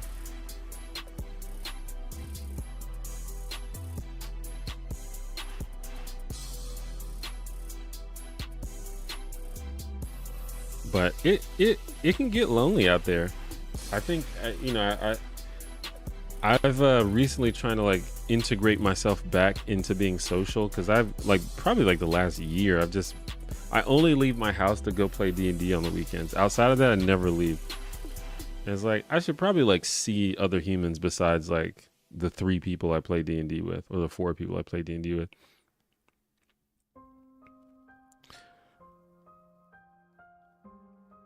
Do you see yourself with dreads long term, e.g. in 10 years? Because obviously you've already been in it for the long haul. I think that I will keep the dreads for as long as it still looks cool. I might trim them a little bit because they're kind of too long. But as long as I still like how it looks, I'll probably keep them.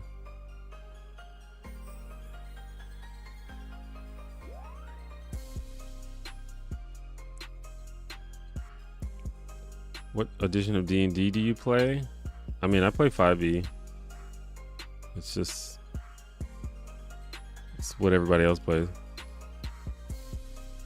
I don't know. I know there's like purists for earlier versions of D&D. Like some people love 3.5, some people love 4e, some people even love older stuff. But to me, it's like, like, if you like certain aspects of those systems, you can just homebrew them into your current system. but they're also just like more difficult to get into. They're more difficult to explain to people. Like 5e is very, very streamlined and easy.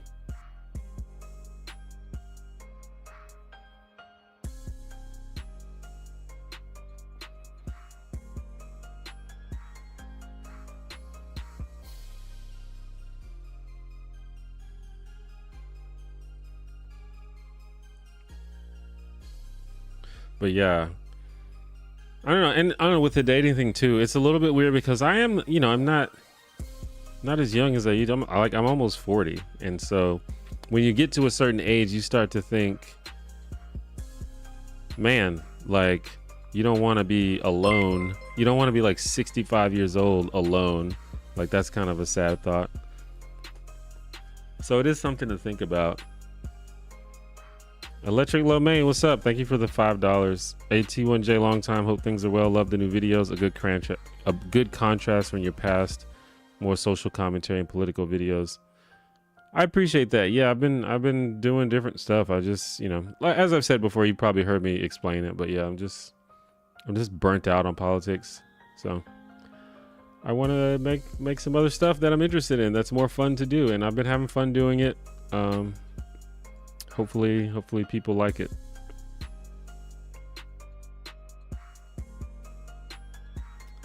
But yeah, I appreciate it. Thank you. Well, hey, if you're single at 65, you can take notes from Grace and Frankie. Possibly. I think I do think that the Grace and Frankie's experience is probably not the typical experience of people that age. But, you know, I think life is what you make it. You know, if I want to date, I can just do it. It's all on me, you know. And I don't want to sound cocky, but I don't feel like I feel pretty confident in my ability to get a date if I really, really wanted to. It's just not, in the past, it's not been that big of a problem. You know, there is a process. You have to go out there, you have to meet people, you have to like vet people and make sure people aren't like lunatics or whatever, but you know, it's all on me. I think it's just up to me, but I don't want to like get distracted while I have momentum, like in my career and stuff, and while I have momentum in other things.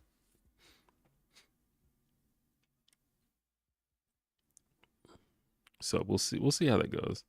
I think this is sort of like, this is like the year of growth for me, and after this year I'm gonna like reevaluate what's going on and see what I want to do going forward.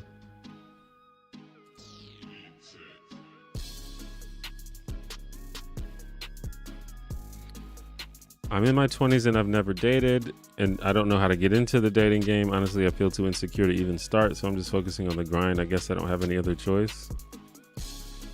Well, like I just said, it's up to you. It's if you want to do that, then you figure out how to do it.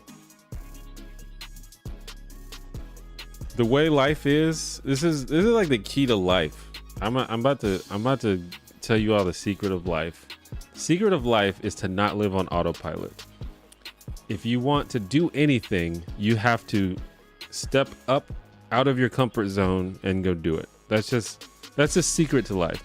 I think probably most people just live on autopilot and they just do what feels comfortable, and they just kind of do what feels natural. They do what they feel like doing at the time. But if you want to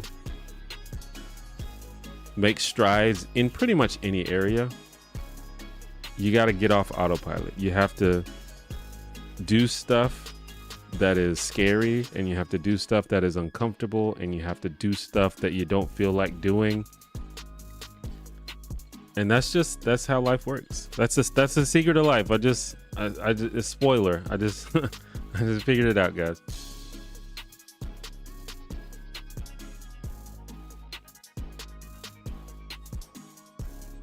It took me nearly 40 years to figure that out, but I'm pretty sure that's it. So it's like, if you want to get in the dating game, yeah, it's scary. Yeah, it's anxiety inducing, but you have to do it, you know?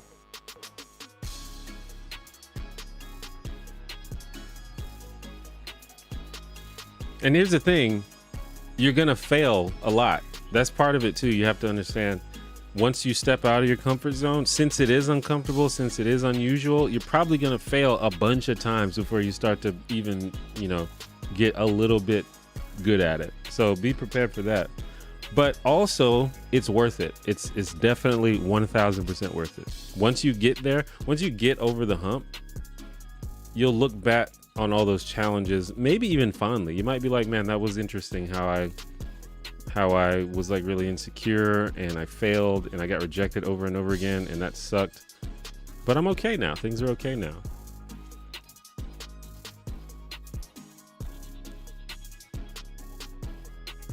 Any recent albums you've liked? No, I don't. I'm like you. I'm tapped out from music. I don't really keep up.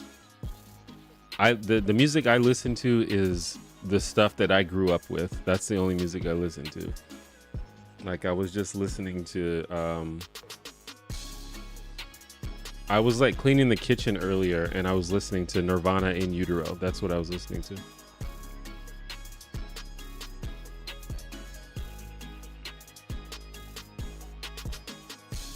You're the Batman analysis, putting Catwoman at the center, is how I found and fell in love with your videos. It was such a great insight. I think many missed when talking about the film.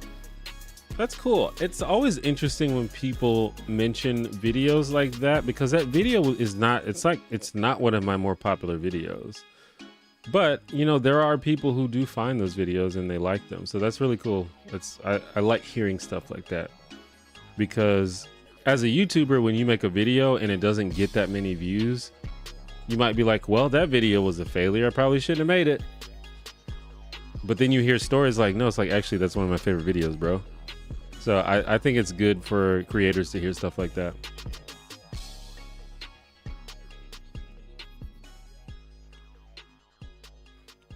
The only thing you can do perfectly is nothing. I think that's a good quote. I like that. I haven't heard that one.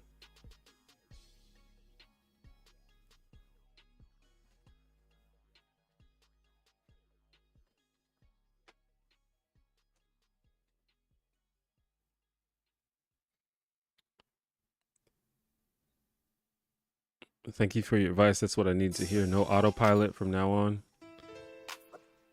That's what's up. I also listened to the In Utero when I was in high school. Yeah. I actually got into Nirvana kind of late. But yeah, one of my buddies showed me Nirvana in high school and I just kind of fell in love with it. And it was, yeah. I mean, and at the time I wasn't really listening to music like that. But I don't know, something about it just really resonated with me. I just really liked it. And now In Utero is one of my favorite albums ever. And just Nirvana is, like, if you ask me my favorite band, I would probably say Nirvana. But yeah, the autopilot, if you listen to anything from me today, don't live life on autopilot. And you can apply that to pretty much everything in life. That's the beauty of it. I've been reading this book about habits. It's called The Power of Habits. And they talk about keystone habits. It's like you figure out this one thing in life and it just like explodes into everything else in your life. Like a big thing for people, one of the most common keystone habits is exercise, where people figure out how to exercise, how to make exercise a habit. Like once you figure that out, you start to just figure everything else out, because it's all the same. It's all just getting up and doing the work. And you can apply that to pretty much anything. Obviously, there's circumstances, you might have an illness, or you might have unsupportive family, or there's a lot of things that can make life hard. I'm not saying those things don't exist, but you got to do what you can with the life that you're given.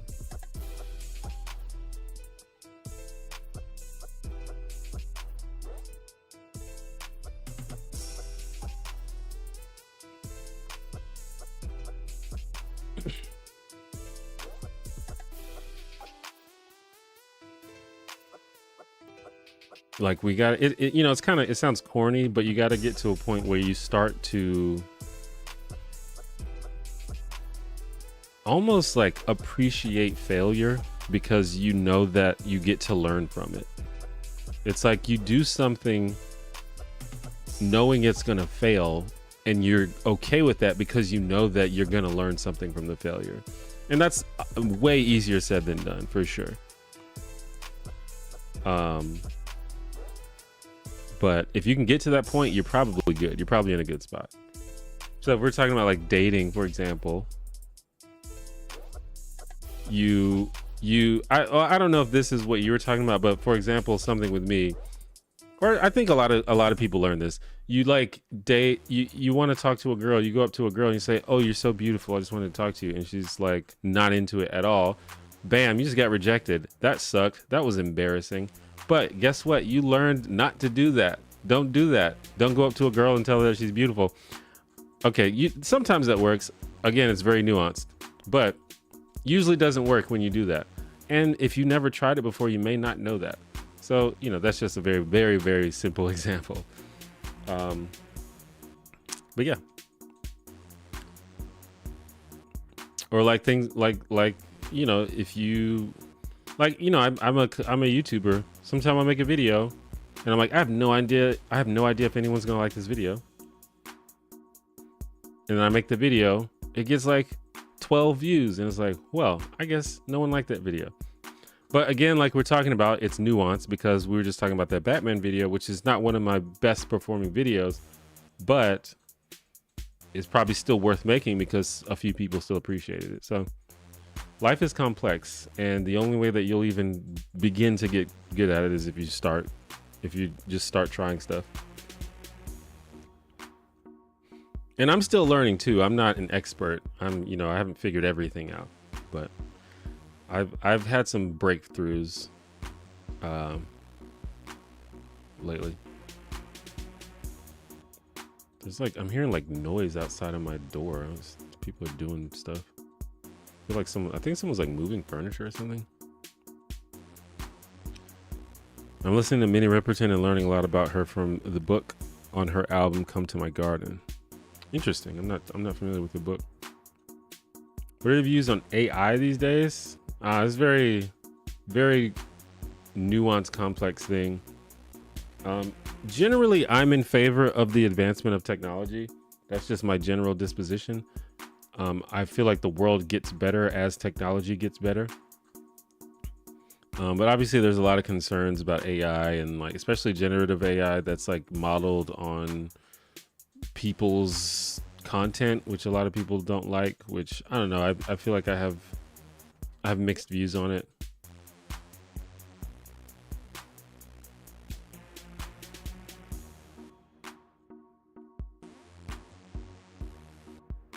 What years you graduate high school? I graduated high school in 2003.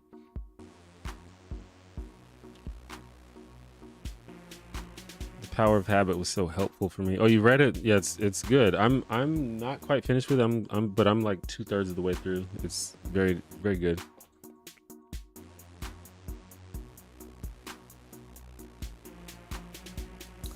You got to do what you can with the life you're given. That's the quote you need to remember. Yeah. I mean, the way I see it is you only get one life. You might as well try to make it as good as you can. I don't know why you wouldn't.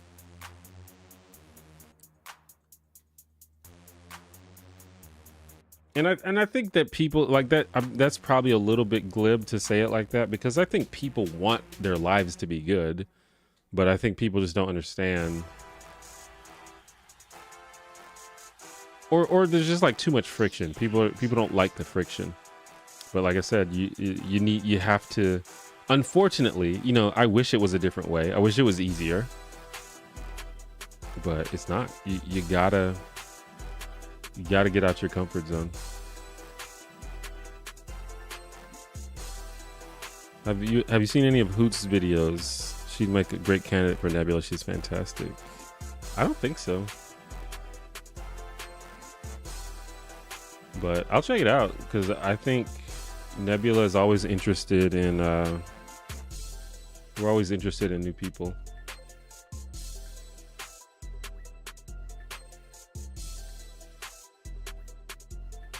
Yeah, I've never seen Hoots.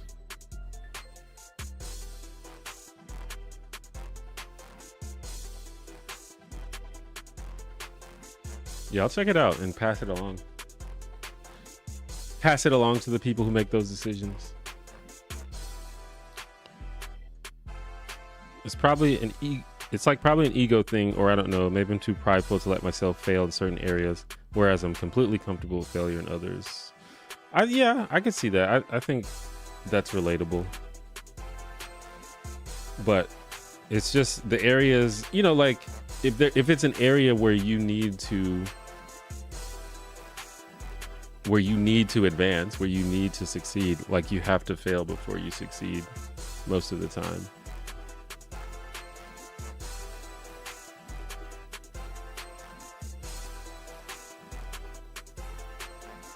But you know, you don't have to do it for everything in life. It's just the things that you want for yourself, you know?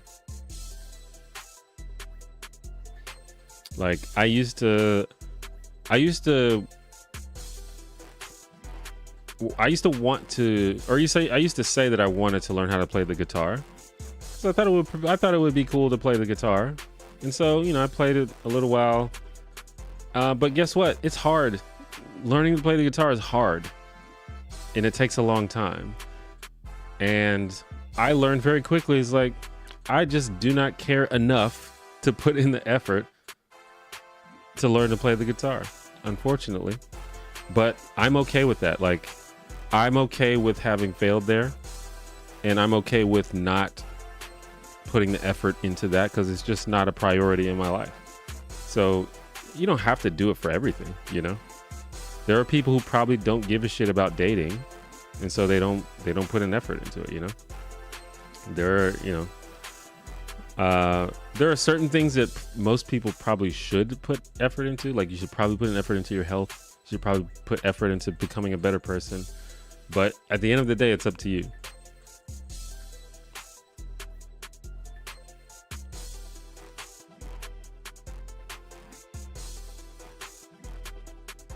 The Minnie Riperton book is from an awesome series called 33 1/3 with deep dives onto specific albums. They're tiny in size like CDs. Okay, yeah, I see. I think I saw that in the comments somewhere. But yeah, okay. Pretty cool.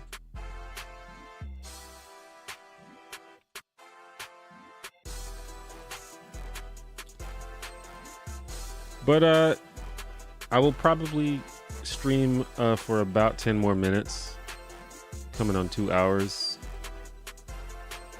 As usual, the conversation is great.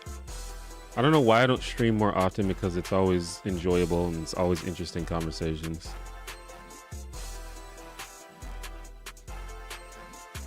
I'm gonna try to do it more, and I've said that over and over and over and over again. Anyone who's been in my stream before knows that, but we'll try.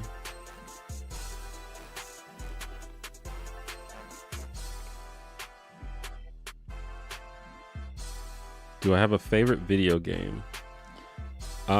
Yeah. I will say, much like other forms of media, like music and movies, I don't play a lot of video games, especially newer ones, but my favorite video games is probably a tie between Metal Gear Solid 3 and The Legend of Zelda: A Link to the Past on Super Nintendo. Those are probably my two favorite video games.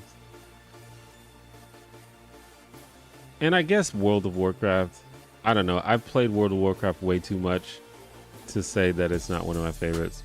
But yeah, those are probably the two that I would say. It's probable that they have made better games since those came out, but I just haven't played too many games.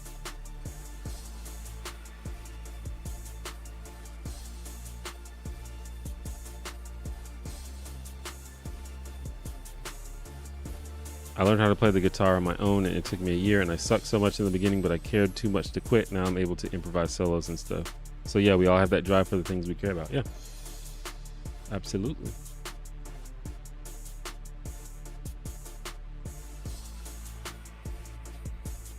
And you just got to get to the point where you care enough about something to do it. Like, I recently have started taking my fitness and health a lot more seriously. As it's just, in the past, it's just something I didn't prioritize in my life. You know, I would do it here and there, but it wasn't a priority for me. And then I just, you know, one day was like, well, I got to take this seriously. You know, I decided it was something that I wanted to care about. And again, that's easier said than done. It's hard to make yourself care about something if you didn't before. But there's ways to do that. I suggest finding books to help you learn the ways to do that if you don't already have ways to do that. The book that I mentioned before, The Power of Habit, is a great book in that arena.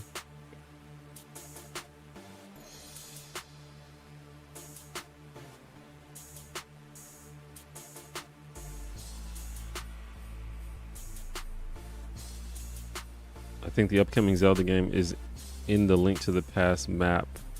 Yeah, I saw something about that. It looked cool. The because it's going to be similar to the Link's Awakening remake, right? And the Link's Awakening is already a good game, but the remake is so good.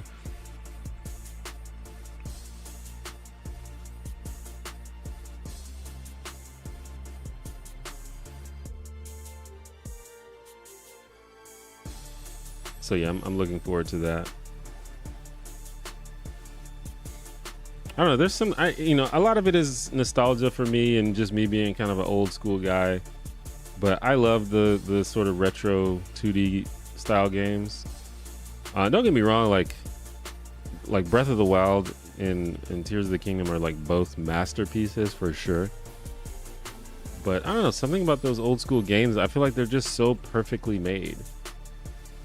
I feel like 3D game, like the new style of games where you have like this open world and so much freedom, like I get that, I like that, but it also comes with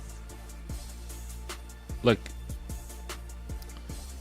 in an older game, in like a retro 2D game, obviously there are limitations, but the limitations are like features of the game. You know, they're like the rules of the game. You can't go out of bounds, you know, because that's just the rules of the game. But in the modern games, when you can't go out of bounds, it's like, well, why? I can do everything else, and it's like frustrating. It feels unfair. It's like, well, why can't I do this? You let me do like 80% of things. Why can't I do the other 20%? Whereas the older games, it's like, here's a definite list of things you can do. This is the game. And so when you can't do something, you're not mad because you're like, okay, well, that's fine because that's not the rules of the game. So I don't know. I kind of respect that.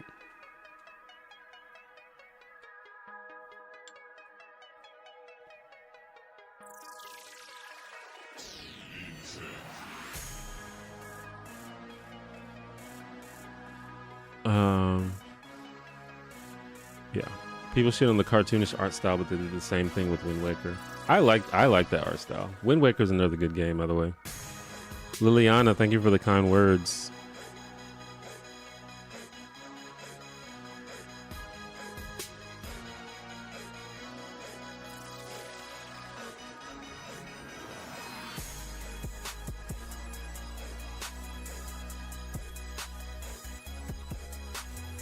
I played Minish Cap recently with my brother and had so much fun. Another great game. I mean, all the Zelda games are good. So I guess it's, it's a little bit a foregone conclusion for me to just talk about whenever someone mentions one, it's like, oh, that's a great game. It's like, well, they're all good. But yeah, Minish Cap, I love that game.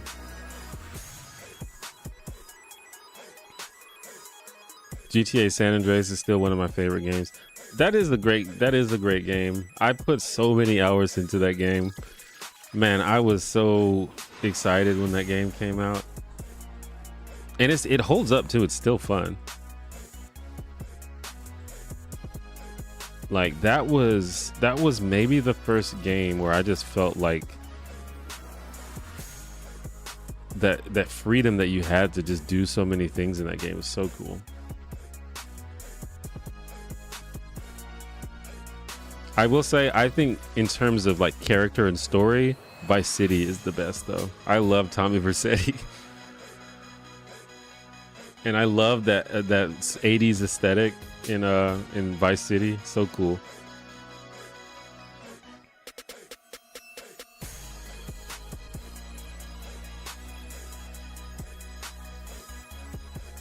I'm mostly thinking new Nintendo games. I just prefer the more 2D style. I really hope you do more live streams. Your calm personality is downright medicinal. Well, I appreciate that. Yeah, I don't know. I'm a chill guy. It's just the way I am.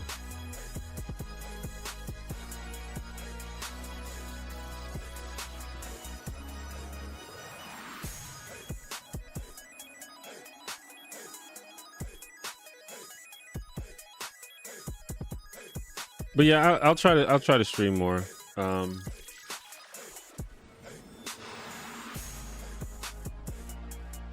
I like doing it. Like I said, I don't know. It's just one of those things where you have to set aside some time. And I think sometimes I may be just like unwilling to set aside the time.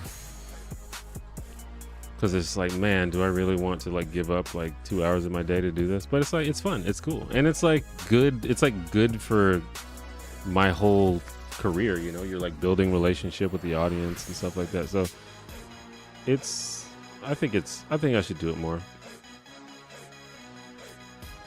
But yeah, speaking of that, it's probably a good time to end the stream. I think it looks like some people just stopped by, but I think we've reached the end. If you are interested in chatting, like more chill chats like this, I do have a Discord server where I'm fairly active on there if you want to chat with me.